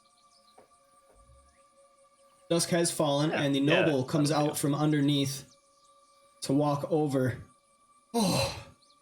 Oh, thank you so much. Thank you so much. And the rest of the guards all stand there with some scrapes from the fight, looking haggard. Does he? Is he Stepping- obviously a noble? Pretty obvious. He has some fine clothes on that tell you that he comes from noble bearing. Stepping over the corpse as I stand beside Ondar here. I know of a way that you could thank us properly. Andar looks at him sideways. Greetings, sire. Oh, if you hadn't come, I'm not sure we would have been able to survive. And the other guards are kind of wiping off the blood from their swords, not saying a whole lot. You get the sense that they are they're seasoned and understand the dire circumstances of what they had just survived, knowing that without a doubt they probably would have perished.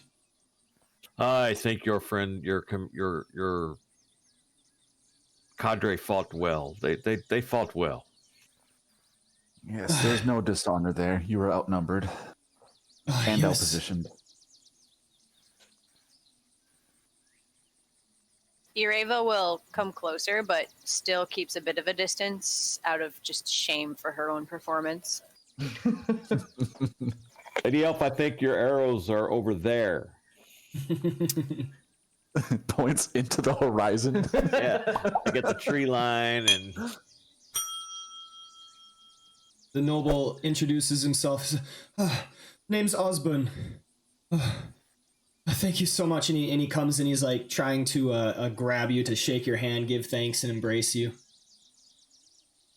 I allow him. or whoever he's trying to grab. Definitely you, Ondar. No, you are safe. Perhaps you should join the caravan. Where are you traveling to, Lord? I suppose just getting to the nearest safe house, the nearest hostelry will do. Which direction are you traveling? Towards Baldur's Gate or north? I was traveling south to Baldur's Gate, but... Well, there is no safe house between here and there. You are but a day's ride away. You should be safe from here. We passed nothing. We just left there this morning. He kind of puts his hand on his head in dismay. I don't have my horses. All my wares are on this good for nothing wagon now. If I could find a lift to the nearest hostelry, I'm sure I could purchase more. Do you own a wagon, or perhaps an employer I could speak with? Lady Ellery is my employer. I point towards her wagons. Her wagon. If you don't mind, me and my crew would love to tag along on the way back to the caravan. Very well. Okay, let's make haste. Men, come with me. And then he gathers up the rest of the guards. And they join you on your way back to the caravan. You did fine, Intrepid. You did fine. Yeah. Remount the horse. Head off with him. Actually, the 3 guards are going to stay behind. He orders them to watch the wagon.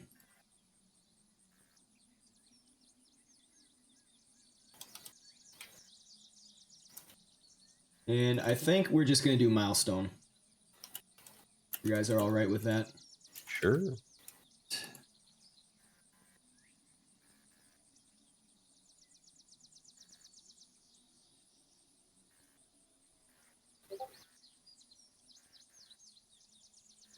You all are able to go back to the caravan with this noble in tow.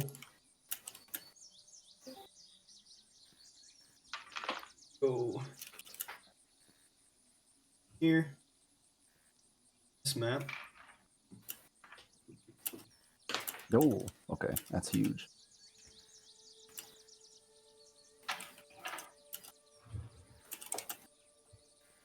Is this your employer? And then he's actually looking at Bade. No, sire. The lady elf in the following wagon is my employer. This is my newfound friend, the dealer of alcohol. He tips his hat. Good day, good evening, sir. Bade takes his drink in a salute, kind of wishing him good fortune. Osborne goes to the lady elf. Good evening, lady. She kind of gives him a curt nod without replying. You see, I was up ahead in the underneath the wagon. You see, I was attacked, and thanks to your friends, your guardsmen, I am saved. I was actually wondering if I could purchase a spot on your wagon just to the nearest hostel where I might buy some more horses of my own. She replies, "Yes, I suppose that is in order. I think a gold piece will do fine." Deal. They make the deal, and he passes a gold piece to Edelry just to be able to go on the back of her wagon up to the nearest hostelry. I ride my horse over to Noct and I say, "Noct, so you know I fought back the urge to pay the gold for that man myself, just on your behalf." Well done, because he has his own gold. He's like, look at his fancy boy clothing. Well, he is a noble. Yeah, nobles got money. They are entitled to such. It's- Well, that's not. Never mind. I pass Ready? on by. Yes? You've learned some new tricks, my friend. Ah, yes. It seems my innate ability with magic seems to be paying off dividends. Is that from song? No. Of a sort, yes.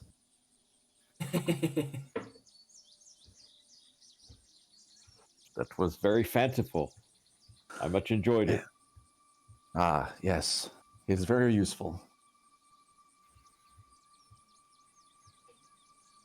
Ah, I'll Please try not continue to. singing. Yes. Oh, will do. Is there any requests that you wish?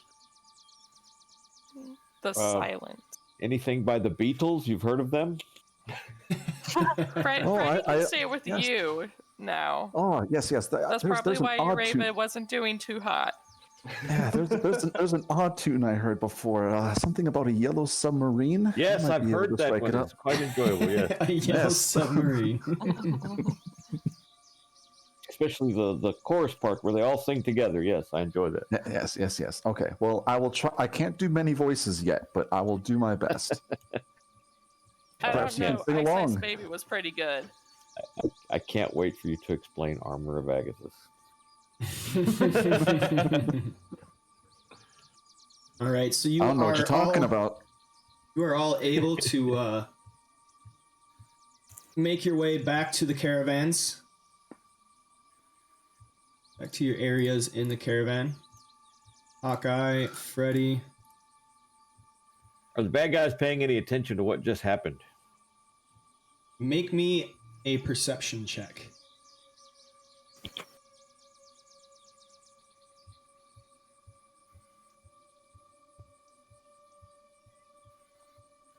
Nice. All right, now make me an insight with advantage. Nailed it.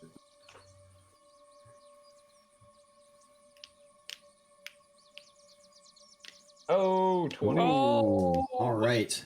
Double nailed it. So walking back to camp, you are paying particular attention to the cult wagons, Ondar. And you see that they have looks of frustration upon them, on their faces and in their mannerisms. You get the sense that they really just want to be on their way with as little delay as possible. And they are taking note of your group in particular because you are the only guardsman that actually went out to save the group, whereas all the rest of the guards just waited for orders from their merchants.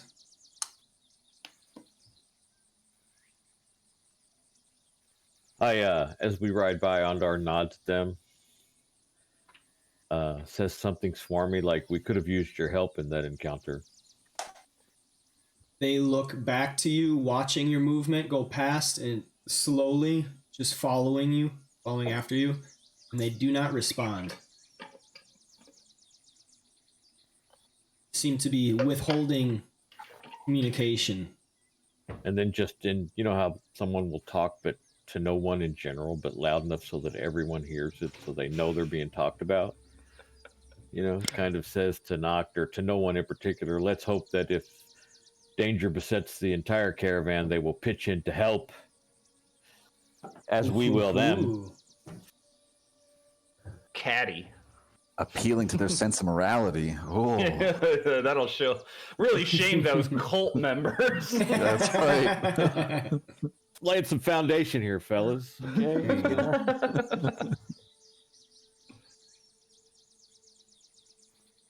And then just, you know. All right, and when Ondar and Noct actually go back to Edelry, she looks to you, and everybody's kind of beginning to unpack their wagons. She looks to you and she says, "I didn't tell you to go and save them." Good man doesn't need to be told to do what is right, my lady. Yeah, Yes. I think if I did not help him, he would say that I was a heretic or something. I'm supposed to do Torm stuff. Yes, but remember, you're Don't hired on stop. as personal bodyguards. Well, yeah, but like, there's a religious element, so we're gonna need you to like back off pretty good about it. If you want less pay, I'm certainly fine with that. You're here to protect me and my cargo. What if hobgoblins came from the hills with an ambush and you were nowhere to be found? They'd probably skip you because you got a thing of wood. What are hobgoblins gonna do with wood? You can't eat wood. Hobgoblins only want to eat wood. I understand your anger, my lady, and I cannot promise that it will not happen again, but I will take that under advisement. Yes. Thank you. That's all I ask. I understand you need to help those, and I certainly empathize with that. But just remember, you are hired on to perform a duty. And that should be your priority for this internment. And she is saying it within earshot of Osborne the Noble. You look over and he's got kind of a confusing look on his face of worry.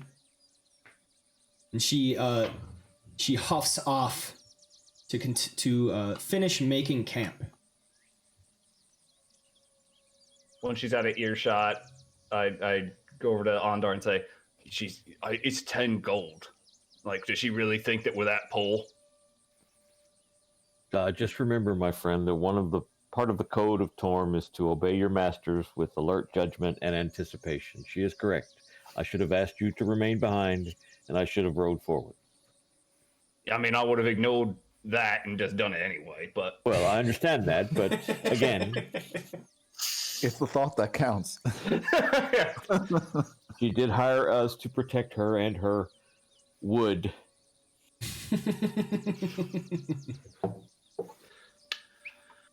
Well, I suppose for the rest of the day, we will do that, but I don't need her lording fucking 9 gold over my head. Well, we took the money just as compensation. Our real purpose is to keep an eye on those cagey bastards guarding the other wagons, yes? Oh, right. Yes, I forgot. I'm still just like, we're going to find that dragon lady and put her in the we will dirt. probably refuse payment once we reach Waterdeep, yes? No, if that's not... Let's go over the economic problems of putting money just... And then we have a long discussion about how you need money for things. Noct How has that long true it takes to dwarf. build a goddamn... It takes so long to make 1 gold coin, and you're disrespecting gold. Noct has that true dwarven nature. Yeah, you spend your whole life digging gold out and then having to smelt it down and refine it into coins. You get a lot of respect for the coin. All right, we will go to the other map with Samardag the Hoper, Freddy, and Ireva, and Hawkeye. Every time I look at the combat tracker, I see Nosborn, and it makes me laugh. I know it's not his name, but the big N. Samardag hails you. I hope you're all right. What was that? Oh, just mild inconvenience on the road. Oh, hope we aren't too delayed. We're not yet out of the fields of dead. Kind of worrisome place to put up camp. I would agree. That's why we decided to ride up ahead and dispatch the problem as quickly as we could. Well, good. I'm just setting up right now. Everybody else kind of began putting up camp. Unfortunate for the delay, but nonetheless, good thing I got you guys. And he's just kind of busily unpacking a tent with some food and cooking on a fire at the same time. The rest of camp, you see some low fires. Definitely none on top of any of the hills, but in areas that are sunken where you would not be able to see the flames from further away. And they are kind of covered in a way that you can only see the flames if you are in the area that looks into the camp. And they're all grumbling. Though Samardag looks hopeful and happy as ever, a lot of the other people are looking at you with scathing glances and kind of looking to be mad or irritated. Yeah, fuck him. I was gonna say, fight me, bro. If you don't like me, fight me. I'll sing my Ice Ice Baby song, and you saw what happened there. Well, if we're camping here for the night, then we should at least scope out the close area, know what we're dealing with. Thanks, man. Thanks, Any Dusty paths that DK. Glad to ambushers have could you. take to engage our caravan. Spots of interest, you know. I'm sorry, repeat that. Looking for what in the camp? Places where enemies could like sneak up on us, like lowlands or tall gotcha. grass and shit like that. So I'm just gonna do like a patrol before we set up and before it gets too dark. Okay, so looking around, you definitely see a lot of areas for potential enemies or creatures in the night to happen upon you without a lot of prior warning. So it might be a good idea to set up sentries or a watch. It's After an I come area, back. yeah, it's an area covered, like you're winding through hills and barrows right now, so you can't see too far away. When you're on top of one of the barrows, you could certainly see a large area surrounding. Okay. After I come back from my patrol, I suggest that to my 2 cohorts. What do you ladies think about a patrol? Each of us take a third of the night, sit on top of the caravan, keep an eye out.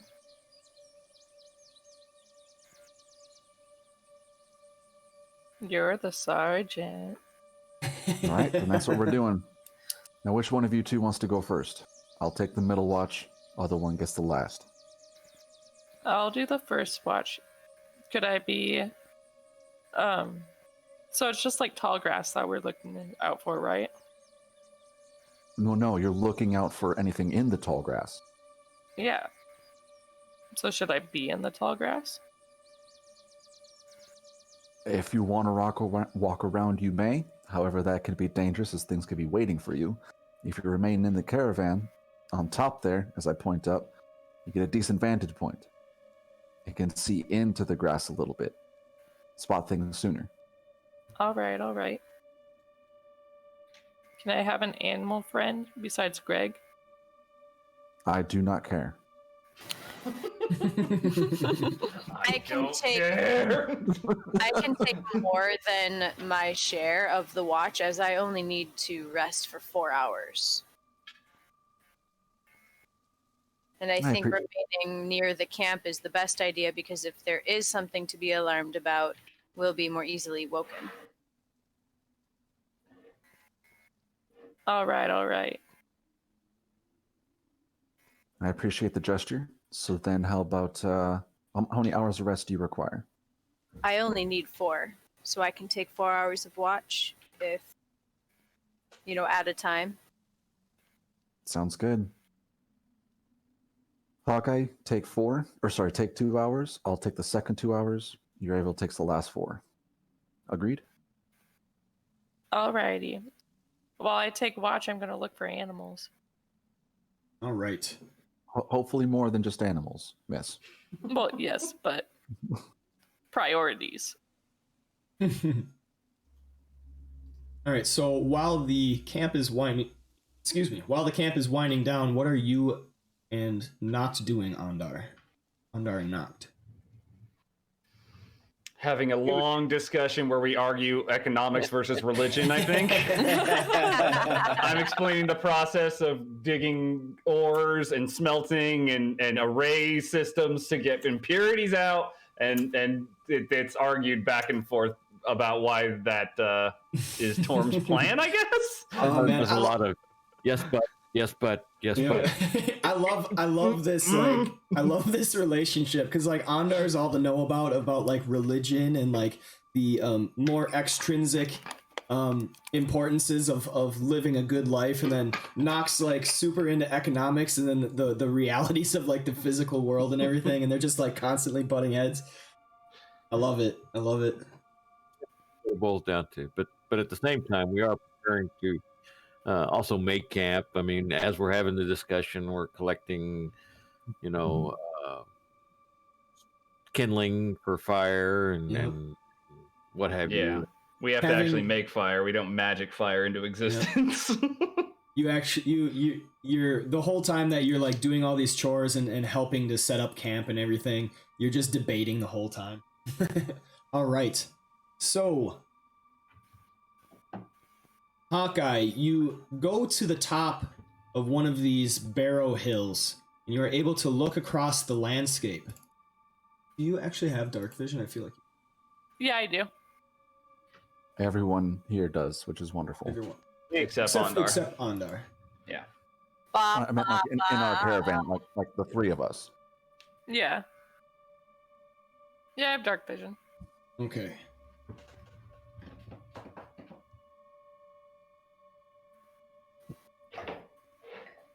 $60 feet. Okay. So you are able to look out in the darkness and spot a lot of what's going on. You see some movement. Not a whole lot. It doesn't seem to be a very densely populated area of wildlife, but there are animals scurrying around in the darkness. And after 2 hours, please roll me a d20.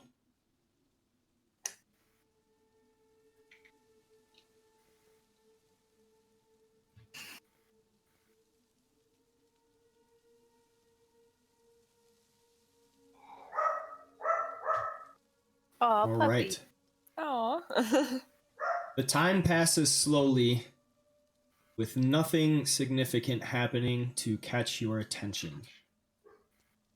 2 hours are up and you may go back to switch watch. Believe Is there Freddy, any Freddy animals was I up could talk next. to Certainly before I during go the to bed? certainly during the 2 hours you probably would have found animals down in the valleys of the barrows, but nothing on top of the barrows. Creatures seem to avoid those areas. What animals were down there? Would I know? Squirrels, more rodents. Oh.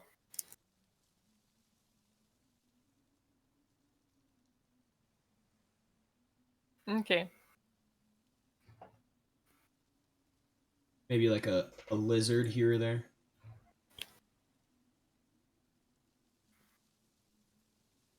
Alrighty.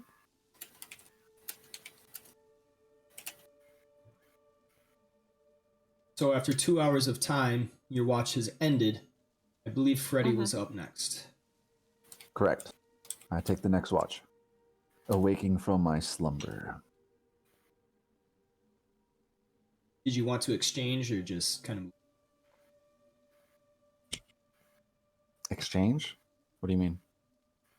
like Hawkeye come down and wake you up? You want to roleplay that or no? Sure. It's up to her. I'm sleeping. Kind of what I was trying to lead to. I tap his body lightly with my quarterstaff that has the carvings of the hawk on it, like my token. Ooh, very.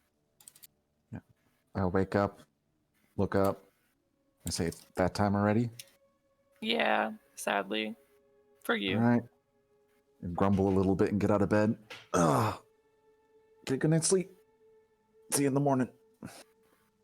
See you in the morning. As And then I Oh, never mind. Go I ahead. redon my armor and then get back on top of the caravan and take a look out. I do not play music. On top of Yeah. the wagon. Mm-hmm. Okay. So I get a vantage point of being able to look around. You actually do not get a vantage point because you are sunken into one of the valleys of these barrows. So looking around, you just see the mounds of barrows and the hills surrounding you. How far away is my effective view range? Like 30 feet, 60 feet, 90 feet, I would say 120? probably 60 feet. Well, good. That's my dark vision anyway. So I stay in my position. All right. Roll me a d20.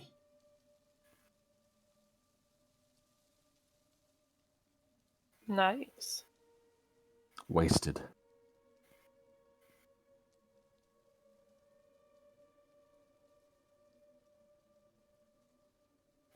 Make me a perception check.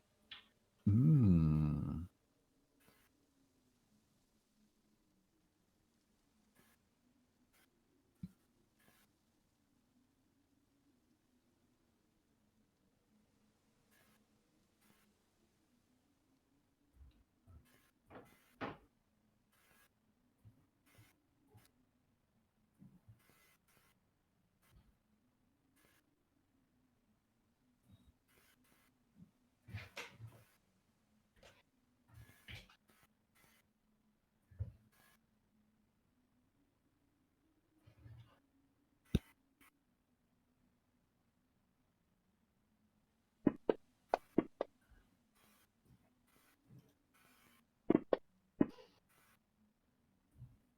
All right, you see two hawks.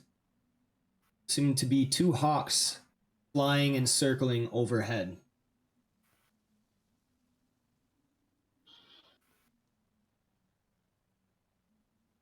They circling like where that hobgoblins were that we killed? Or are they circling like over us specifically? Above the caravan. Okay. Just barely in the distance, you see these two forms that you're assuming are hawks kind of circling directly above the caravan. I keep an eye on their movements, see if they ever descend down to a certain area. And I just continue to wait it out.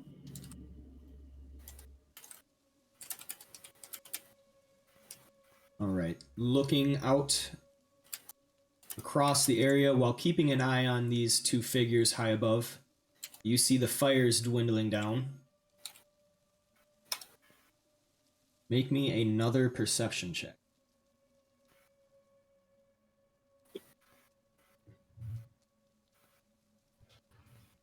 That is not great.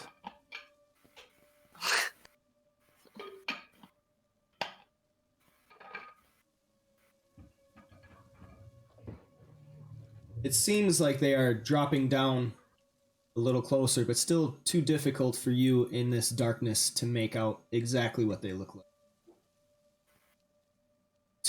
Your 2 hours are ending with these two figures high above your head, giving you some reason for believing that it's pertinent to keep an eye on them. Gotcha. Well, my 2 hours done. I hop down, walk over to Ireva and like shake the top of her foot a little bit, like her toes. Ureva immediately sits up and puts a hand around his throat. Ever alert. Yes, easy killer. It's your turn. I know you're only half elf, but even you should know there's no way to make an elf aware from a trance.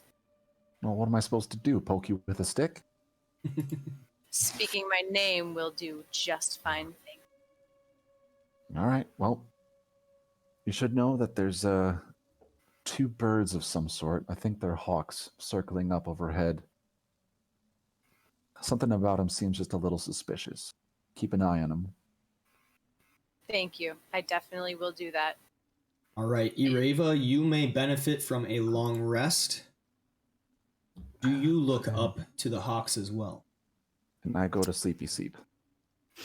I will keep like my part of my attention on the hawks, but I also want to take a survey of the grass and the other land. So I want to kind of like take notice of them, but my attention isn't 100% just on them. All right, make me a perception check. Come on, what's going on? Ooh. Oh my Damn, I think it's you've just a rolled a bad one. night. I think you've rolled a one That's like 3 times in a row. 3 times in a it's row. rough. It's time to shame your die. You have to change the color now. Yeah, I was actually just thinking that, like, okay, we're breaking up now. All right, you look up to see the figures kind of forming a slow descent but not taking a whole lot of notice about them. Looking around the area, you see in the darkness the same hills as before. You are in a sort of valley, sheltered from the hills, so that only figures on top of the hills would be able to spot you. And there are no more fires; they have all died out. Okay. Well, I personally, because I'm on guard, like I just have like my bow in hand with an arrow in hand. Like I don't have it notched or anything, but I would like to just kind of have each in a hand. All right.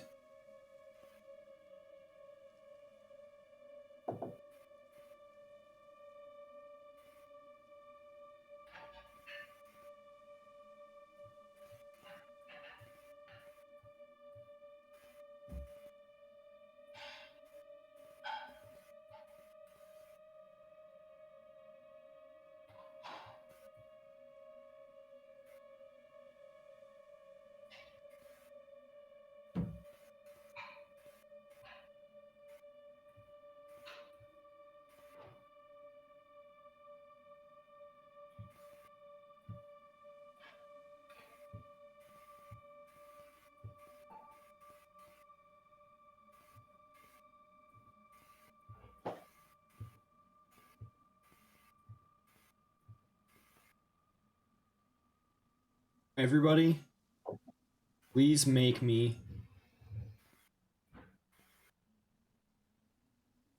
initiative checks.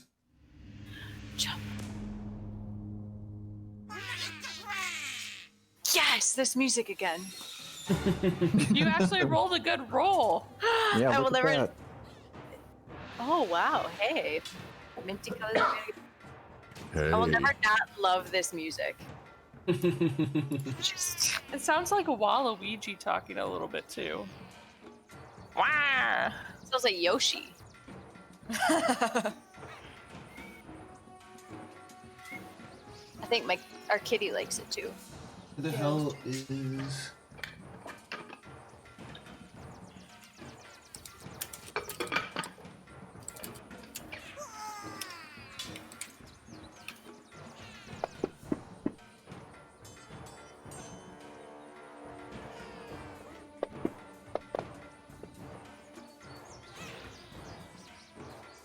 Okay, so Ireva is awake. Noct, Hawkeye, Freddy, and Ondar are all sleeping.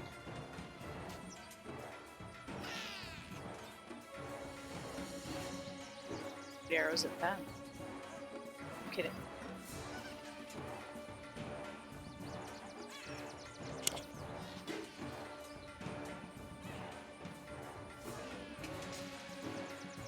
Quick housekeeping thing. I just happened to be looking back through the chat logs, and I saw Ureva's to hit was only a +7, when she has 20 dexterity, +2 proficiency, and she has archery style, so she should get another +2 in there. And I don't think it's counting for some reason.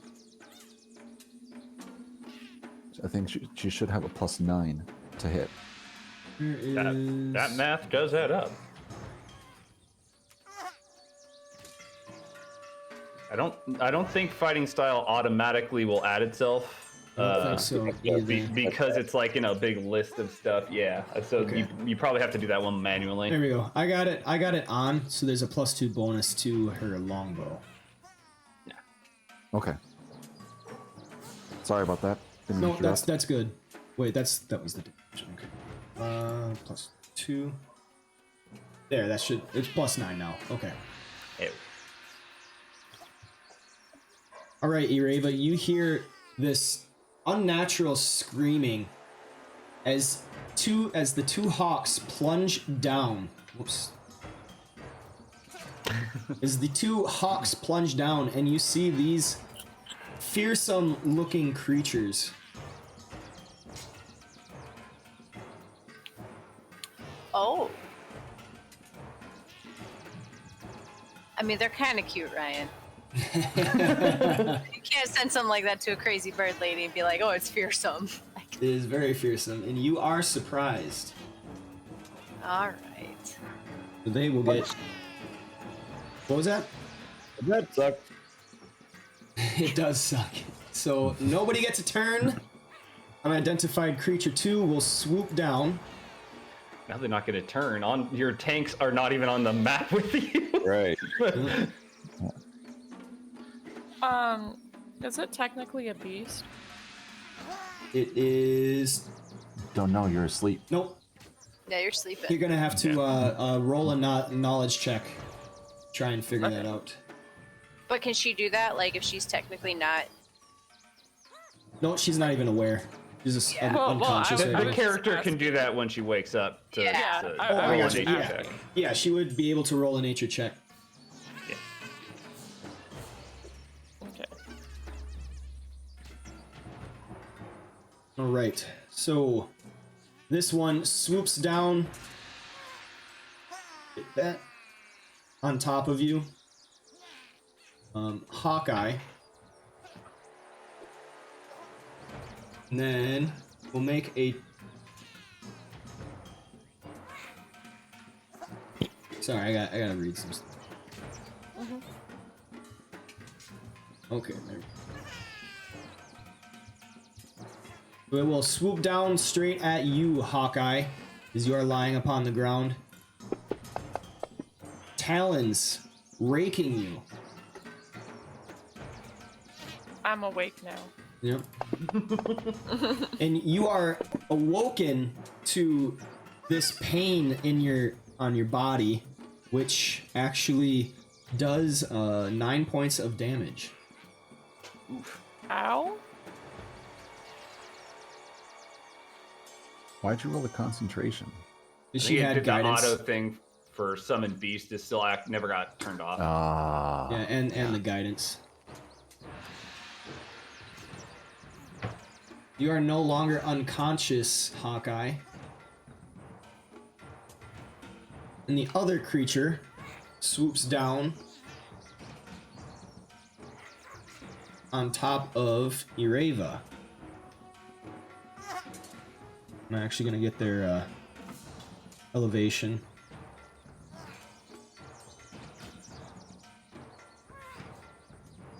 Would I have to make the nature check on my turn? Or... Yes. Okay.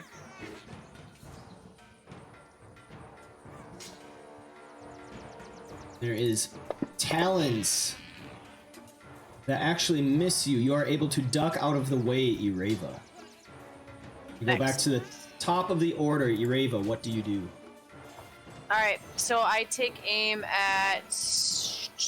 Am I able to take aim at one of them? I don't see anything on the map. You don't? No. Hold on. I might have the wrong map up, which wouldn't really surprise me. There we go. Alright, Okay, I did. there we go. Yep. Surprise! I did the wrong one. Alright. Let me take aim here. Am I able to, like, yell at the same time as making an attack? Yes. Okay. Speaking is a free action. Okay. So I yell, yell, Freddy, half-elf, Hawkeye, we are under attack. Then... I'm awake. Oh, yeah, that's right. I still I'm bleeding. I still yell it because I've been paying attention to them. So I didn't necessarily see. So you hush. So I yell just to make sure that you're both aware. And then I will take aim at one of the creatures. And I am going to cast Ensnaring Strike as well. Can I... Hold on. Shh, hold on. I'm not asking a question. I'll find out on my own.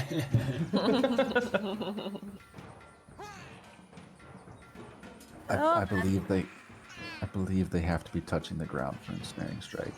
Yeah, I actually didn't mean to say Ensnaring Strike. there is a different spell attack thingy that forces flyers to the ground, but I don't remember what it is off the top of my head. You can Okay. daze or stun them, and it does that too. So I can... And they take fall damage. Mhm. Hunter's Mark. Well, they're within 30 feet, so I will activate Planar Warrior and take a shot at unidentified creature 1. All right. Longbow.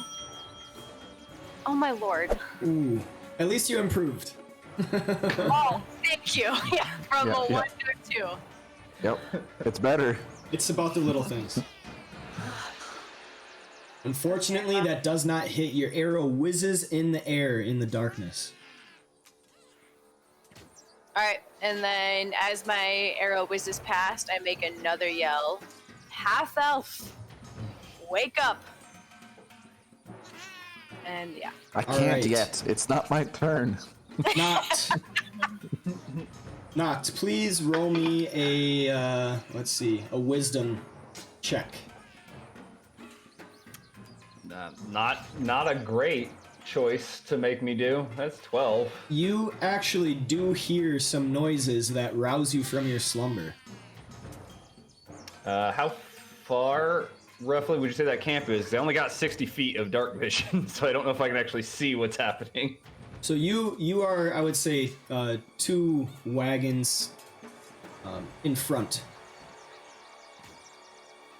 So I'm gonna assume that's probably more than 60 feet. I kind of look around and then start listening, but I think that would be the only thing I would do. I wouldn't even necessarily like stand up yet, because random noise is random noise. Yep, you do hear some yelling coming from your south, down further along inside the caravan. It sounds to be of alarm. Yeah, I think I wouldn't immediately act, but I would give Ondar a tap on the foot and hope that his better ears, his better good listening ears, if I can wake him up and make him listen. No, Grandfather, I wasn't snoring during prayer. I swear. No, Daddy, no! And say, oh, it's not prayer time yet, buddy. You hear that? And then we both get real quiet and look in the direction, but he can obviously only see me over the burning embers of our fire. And Right. Hawkeye, you are lying prone on the ground with a wound on your side. Looking up, you see this horrifying looking creature. I'll actually share it to you.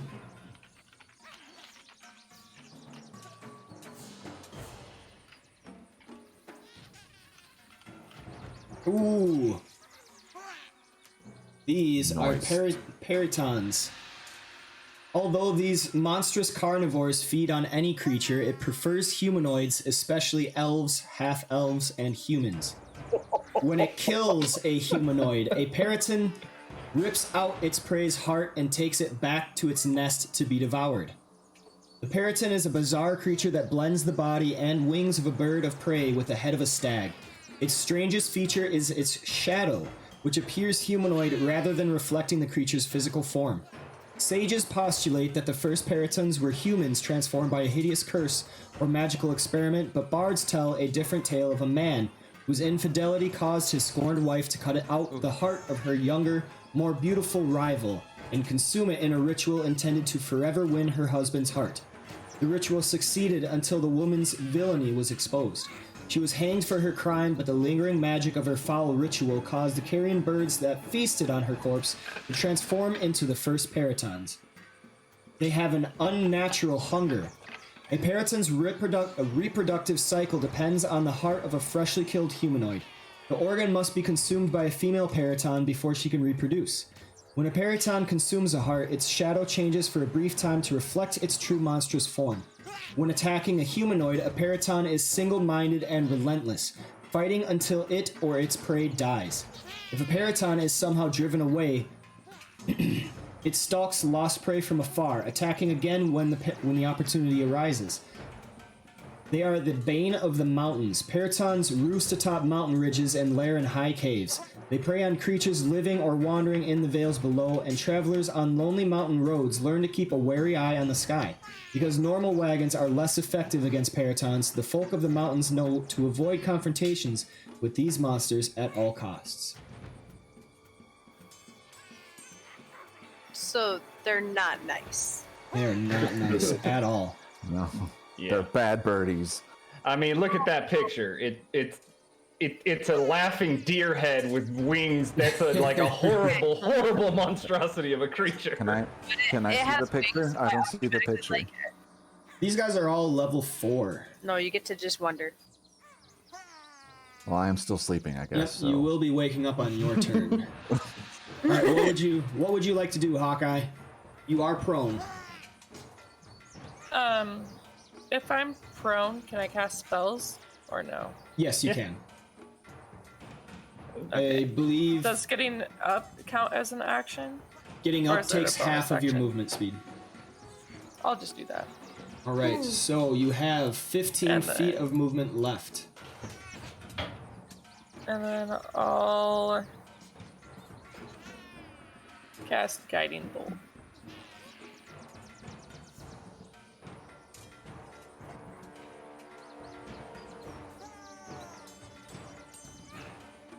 Against what? Oh, sorry, against the one in front of me. Which one? Periton 2? That one. Yeah. Okay. That That's is a hit. And then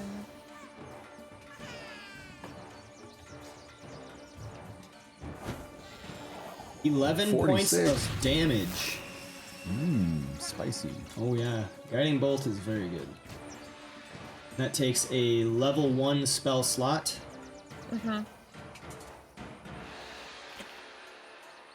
And so, the next attack roll made against that target before the end of Hawkeye's turn has advantage, thanks to the mystical dim light glittering on it. It's finally your time, Ureva. You're gonna get that crit on that one. That's right. I swear, Time if to I don't shine. actually hurt something today, I'm gonna hurt myself.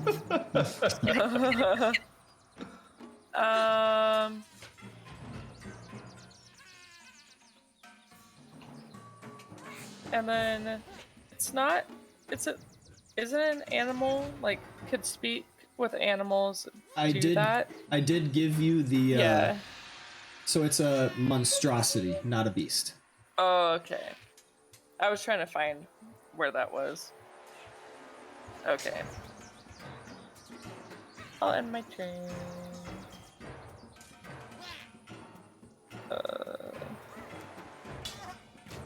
There we go. All right, Freddy. You awake to sounds of warning coming from Ureva, and you see these winged creatures flying about. All right. I'd like to jump to my feet, please. Okay. I'm going to target Periton 1 with Tasha's Hideous Laughter. Ooh. Ooh, what's that? God damn it. I want one of these spells to work once. Sorry, Just my once. Just once. Right? All right. Bonus action, bonus action, bonus action. You can always hand out inspiration. Yeah, that's what I'm thinking. A healing word doesn't help right at the moment, so... Yeah, so I'm going to give Bardic Inspiration, not to the Periton, but to Ureva. That's Right. a smart idea. And that's all my actions. Well, I have some movement, but I don't want to move. All right, Ureva, so just let me know when you plan to use Bardic Inspiration, and I will make sure that it gets on. Perfect. All right, Ondar, you are stirred during your slumber by a hand shaking you. Yeah. I wake up and look, and Knox, looking at me, and he said what he said, and I listened. Make me a perception check. What do your man ears hear? You hear some noises and flapping wings coming from about 2 wagon lengths to your south. And there is some alarm. I stand and grab my shield and grab my sword and start moving in that direction. All right, it is about 60 feet away. So in 2 turns, you guys, both you and Noct, will be able to be on that map. We can be there, but do little because our enemies are flying. Hate flying enemies. Bane of a barbarian. I'd say I would probably, dash if I thought it was combat. I mean, It does. The sound of alarm sounds like a warning of attack to you. move at a dash speed. All right, so I would say next turn you could definitely be on the map. Armor, by the way. Sorry, what was that? Armor, by the way. I still didn't catch that. He is without armor. Okay, gotcha. Fixed it already. All right, the Periton 2 climbs up another 10 feet. Make it 30, and then he dives upon you, Hawkeye.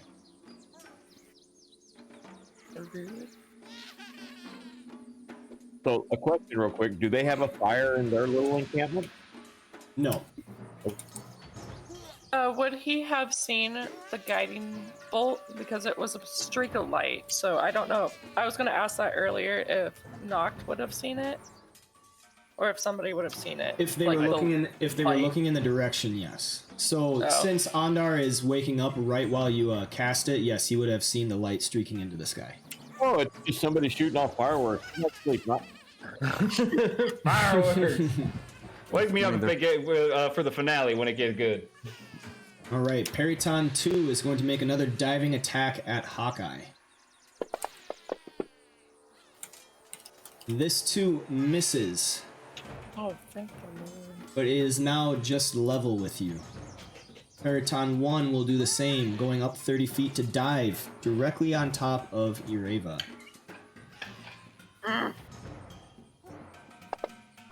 Elf stuff. This also misses. Go back to the top with Ireva. You are up. All right, I am going to once again activate Planar Warrior and take a shot at the Periton 1. Wait, I'm going to use the, what is it called? Bardic Inspiration. Yes. All right. On the attack, Yes, please. go ahead. That is Nice. a hit. Yes. Dealing 7 points of damage. All right, and with that, I will end my turn. All right, not. I chased on after Ondar. Once he decided we were going, we're going. So I chased on after him. Okay, so that will get you. Are you dashing? So you will be- Yeah. Okay, so you'll just like I be, assume next time. yeah, you'll be 15 feet behind him because you have to stand up from prone. Okay. All right, Hawkeye, what are you doing? So I have advantage on the attack, correct? For what Against reason? Periton 2 Oh, yep, for yep, guiding bolt. for guiding bolt, correct. Okay, then I won't waste a spell slot for that. I will use my scimitar.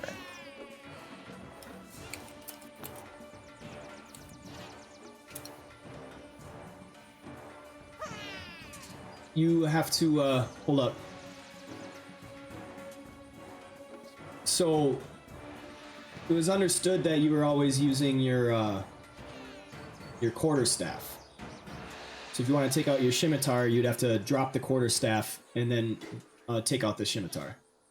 Oh, okay. Yep. So it'll work. Just for future reference, you have to let me know like what you're wielding if you plan to like switch them. Okay, so you get your scimitar out and that hits on a 15.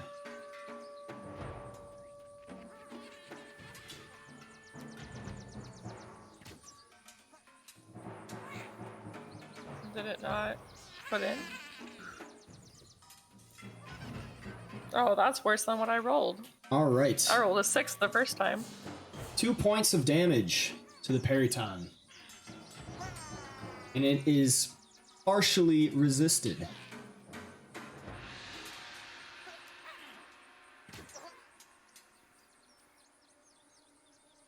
Anything And else? then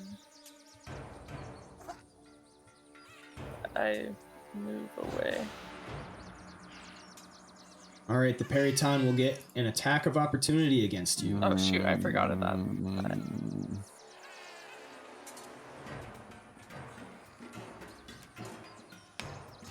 Makes a gore attack against you, which actually does miss. Yeah, I wasn't quite. All right, anything else, Hawkeye? No.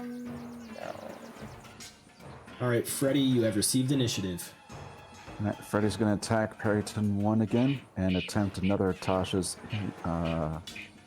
Hideous Laughter. It fails. Yes! Finally! Oh my goodness, for once. Hopefully it's not too stupid. 'Cause there's a stupidity level for Tasha's. Nope, it's smart enough to it's smart enough to fucking be laughing. Yep, alright, so the God, that's Periton suddenly disgusting. bursts into a fit of uncontrollable laughter. It falls prone and it becomes incapacitated and unable to stand up for the duration. That would probably be the most scary shit to hear like horrible, like Yeah, insane you laughing hear coming out of that this. face. Horrible cackling. Yep. I then say, don't hit that one. Let it keep laughing. Focus the other one. Then I draw my rapier as a bonus action, and I will move. Oh, sorry, and my shield, and move to here. All right. And that's all of my actions. Ondar. You come to the scene with these horrible-looking creatures Well, in front of you. And you would have heard me yelling. That was Yeah. loud. I made it very loud. we hear the horrible, yeah, the horrible, horrible, horrible sound of that Oh, thing there laughing. it is. I'm Ah, really yes. The stag with feathers. I like it. You all hear me? Hello? Yeah, I'm Yep, we hearing hear you. Yeah. Yeah, if it's no campfire, Under can't see shit. Yeah, you should probably light a torch. I think Ondar has torches, right? Under was sleeping, so he's basically naked except for a shield and a sword. You don't even sleep in your armor. No, I don't sleep in my armor. You get exhaustion if you sleep in your armor. Yeah, it's bad. You don't want that. He approaches the camp. He slows the last 5 feet and shouts out, Ureva, what's wrong? What's going on? I can't see. We're being attacked by bird deer demons. Demon? I was dashing. Well, you- That means I really don't have anything I can do. My action. You said the magic word. You said demons. Do I have a bonus action?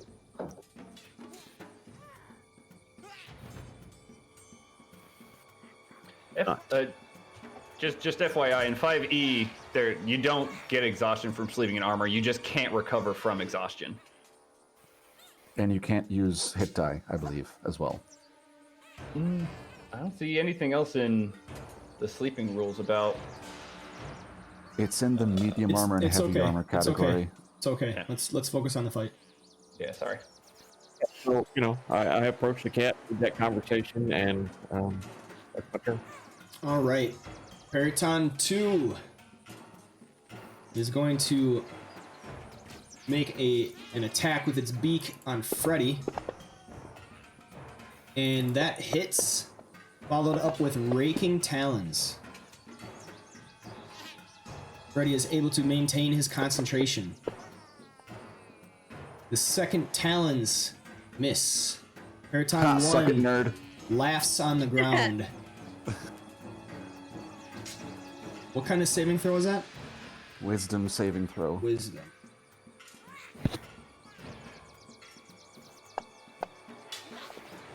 It fails.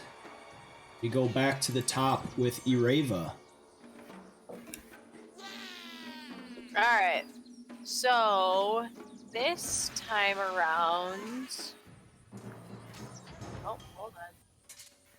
Okay, I'm actually gonna stop targeting him, start targeting him, because I need to listen to my leader, Freddy. Yeah.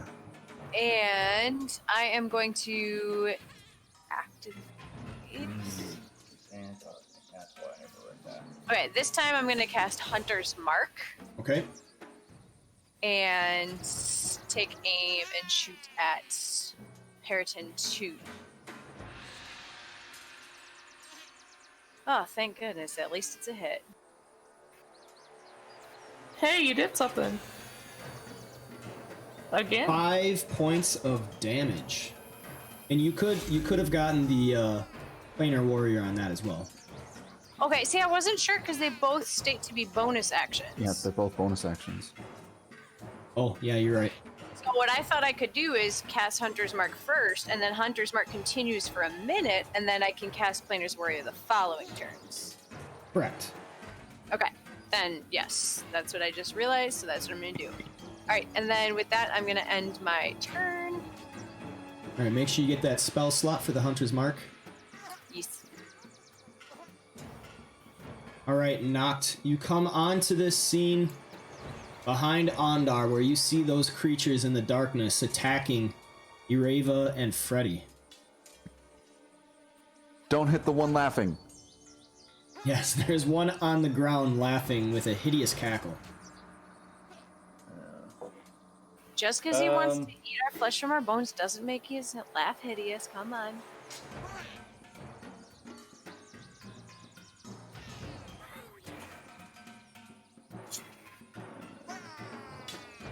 Guess I'll just move up to here and ready an attack. Alright. Noct wouldn't know this, but I know that I'm very useless in this fight. Yeah, if either of the two get within sword swing, then I'll swing. Alright. They're both on the ground, I believe, right? Yep. Yeah, but I'm At the pretty moment. sure these things are resistant to non-magical damage. Noct would not know that, but I'm pretty sure I know that.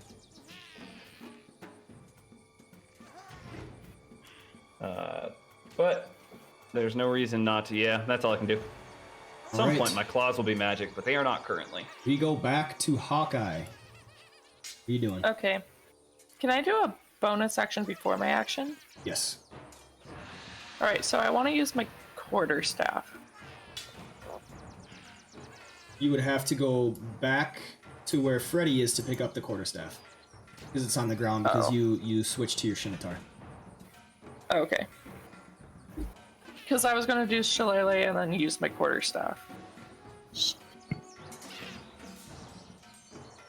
I don't know if I can do that, though. Can she like move and like pick it Yeah. up from the square Yeah, you next to can me? you can move and pick up the quarterstaff, but it would require you to drop your scimitar. Or you could put away your scimitar and then take out the quarterstaff, but that would take your standard action. Oh. I'll do the...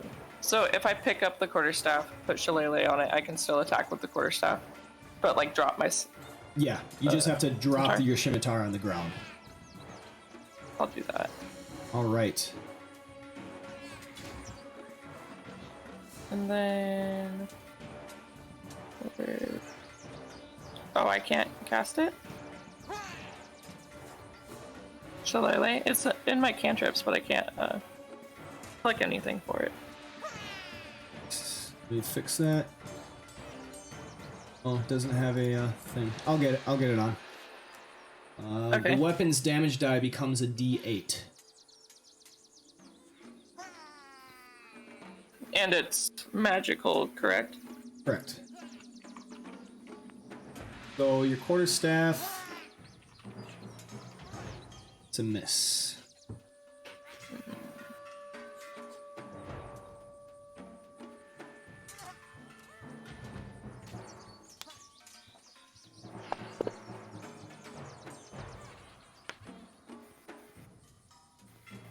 Okay. So I got it on now that it will deal magic and 1d8 when you Okay. use it. Anything else? No. Freddy, you are up. All right, Freddy's going to target Perryton 2. Take a just good old thwack at it. Oh, That is a hit. Hey. Dealing 4 points of damage, partially resisted. And can I roll something to figure out why my damage was resisted so Freddy knows why it was resisted? Go ahead and roll nature. Why aren't my attacks as effective? It's strange.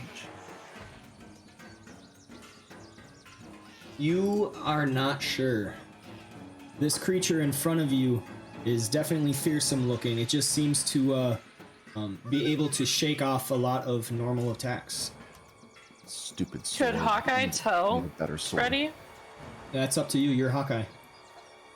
Yeah, I'll tell Freddy. I just don't have the page up anymore for it. Tell me what? Why it's resisted? So bludgeoning, piercing, and slashing from non-magical weapons is what its damage resistance is. Ah. Freddy grumbles and then ends his turn.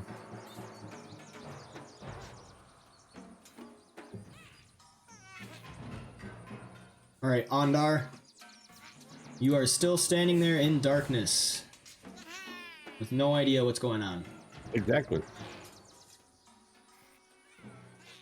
All right, Ondar skips his turn. Periton 2 will attack Freddy with a double attack once more. He gores you, missing, but the talons rake at your body. Also missing, deflected by your breastplate. Periton 2 is going to make save. What's your DC? 13? Yeah. 13? Wait, no, 14, because it's 14 10, is 10 plus the spell level plus my ability modifier, right? it Shit, should hang on. say on your sheet. Yeah, let me look it up. With save DC, 13. Yeah, it's 13. Okay, it is able to save. Does that happen at the end? Yeah. End round. of the Okay. turn. Yep, end of the turn. So the cackling laughter finishes up as this bird rises from the ground. It doesn't technically rise from the ground. Right. Okay, Erava, you are up. Let's see. Now you can hit it. Hit it. Hit it. All right, so wait, hitting 1 or 2? Your hunter's mark is already on 2, so Yeah. So I will. Hunter's mark is already on 2, so I'll also activate Planar Warrior and take a shot. Oh, so close. At least it's a hit. That was That's still good. these days. That was really good. your hunter's mark didn't proc. No, it didn't. Because it was used on your other attack But it lasts for a minute. until you first attack it. So the way Hunter's Mark works is you imbue power into your next attack. So once you attack with it, then it expends the use. Oh, so wait, it is. wait, no. Yeah, no, that one's No, continuous. that's incorrect. Yeah. That's okay. I would say it should be an extra D6. Until the spell ends, you deal an extra. Okay. Yeah, and actually, concentration is up to an hour. I don't know why I said a minute. Yep, that is my bad. I So know should why, I- because it was on a roll. All rolls. Okay, it should work now. So roll me a 1d6, please, and I will add that.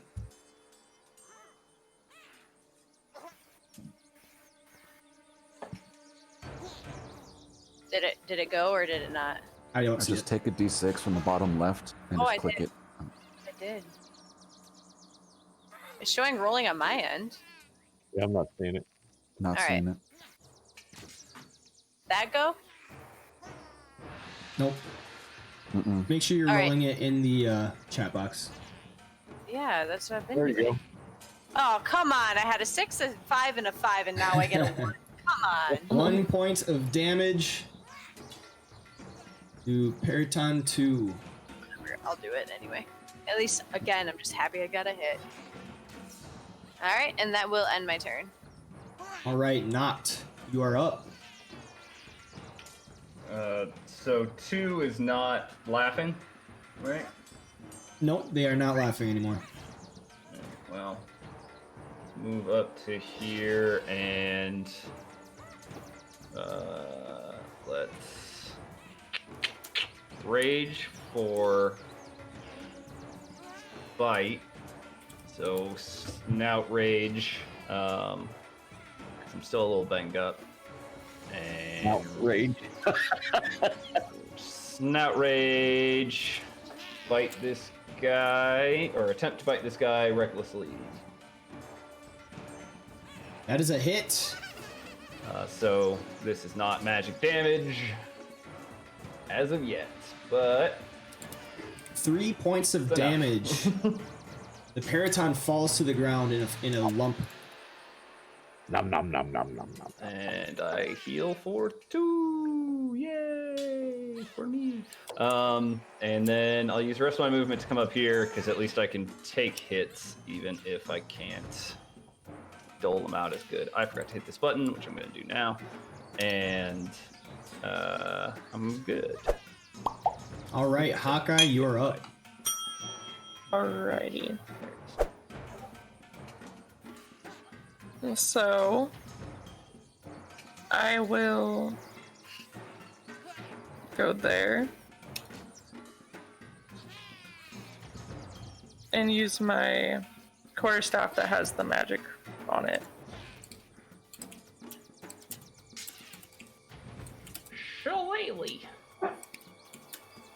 You gotta target it. 15 is a shoot. hit. Alright. And then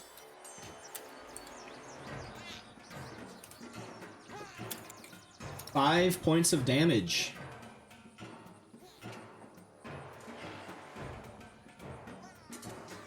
and then I'll end my turn.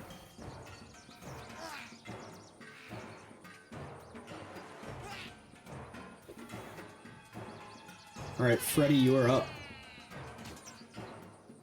All right.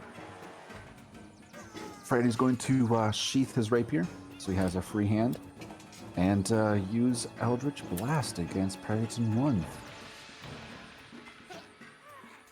Nice. That is a hit. Why do I have disadvantage? Is that because allies are next to it, or? Because it's prone. Oh, okay. All right. Fair enough. I still hit. I'll take it. 4 points of damage.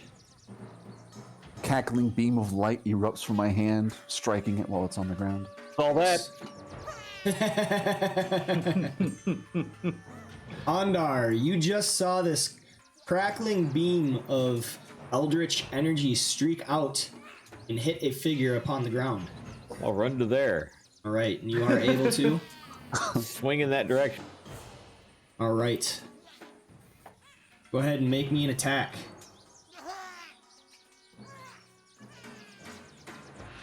That is a hit. I will expend a Nice. spell slot. Okay. Oh, right. There you go. Do that. You can do that thing. Yes. There it is. And another There bright we go. flash of Boom. light. 16 points of damage. Golden light compared to that nasty crackling beam of whatever that energy was that just came out of Freddy's hand. Yep. It totally was not evil. It wasn't bright and shiny and Despite what I call it, it doesn't make it evil. All right. So the bird will climb up off the ground and then hover 5 feet in the air as it attacks Ireva again, making a gore attack. That misses. Talons come down to rake, scoring a critical hit. Oh, I would Sure. like to use cutting words for this, Okay. please. Go Let me ahead and get that effect in. on 'em. Yep. It's a -1. Okay, there we go. So, 9 points of damage on top of Ireva, and she is able to maintain Hunter's mark. Actually, she doesn't because that target is gone. Well, Hunter's mark, if the initial target goes to 0, it moves to the next target, I think, as okay. long as it's within the hour. You have Gotcha. to use a bonus action to move it, though. Correct. Yes. But I don't have to use a spell slot. Right. I mean, you maintain your concentration. You just have to use a bonus action to move it to a new target. Yeah. Yep. All right, and that will end its turn with Ireva receiving initiative. All right, so I am going to move here and target Periton 1. And then I will use my bonus action to move my Hunter's Mark to Periton 1. Wait, Bravissimo. so did you move there, or did you use a disengage?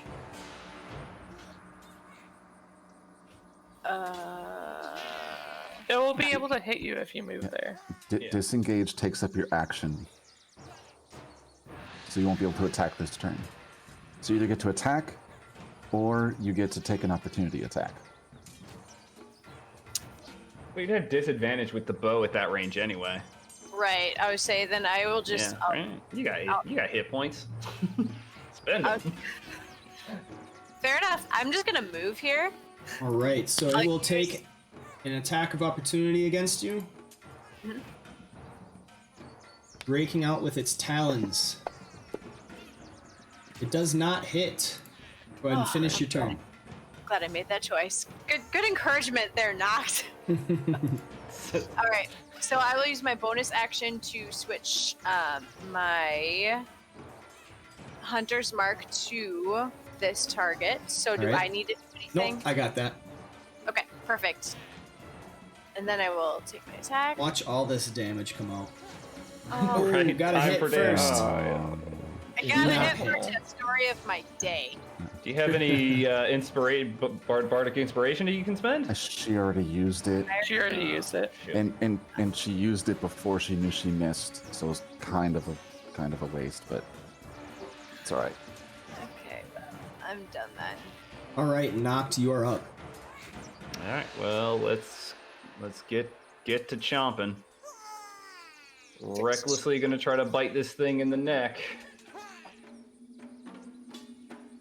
You are able to. Your mouth, your snout sinks into its flesh,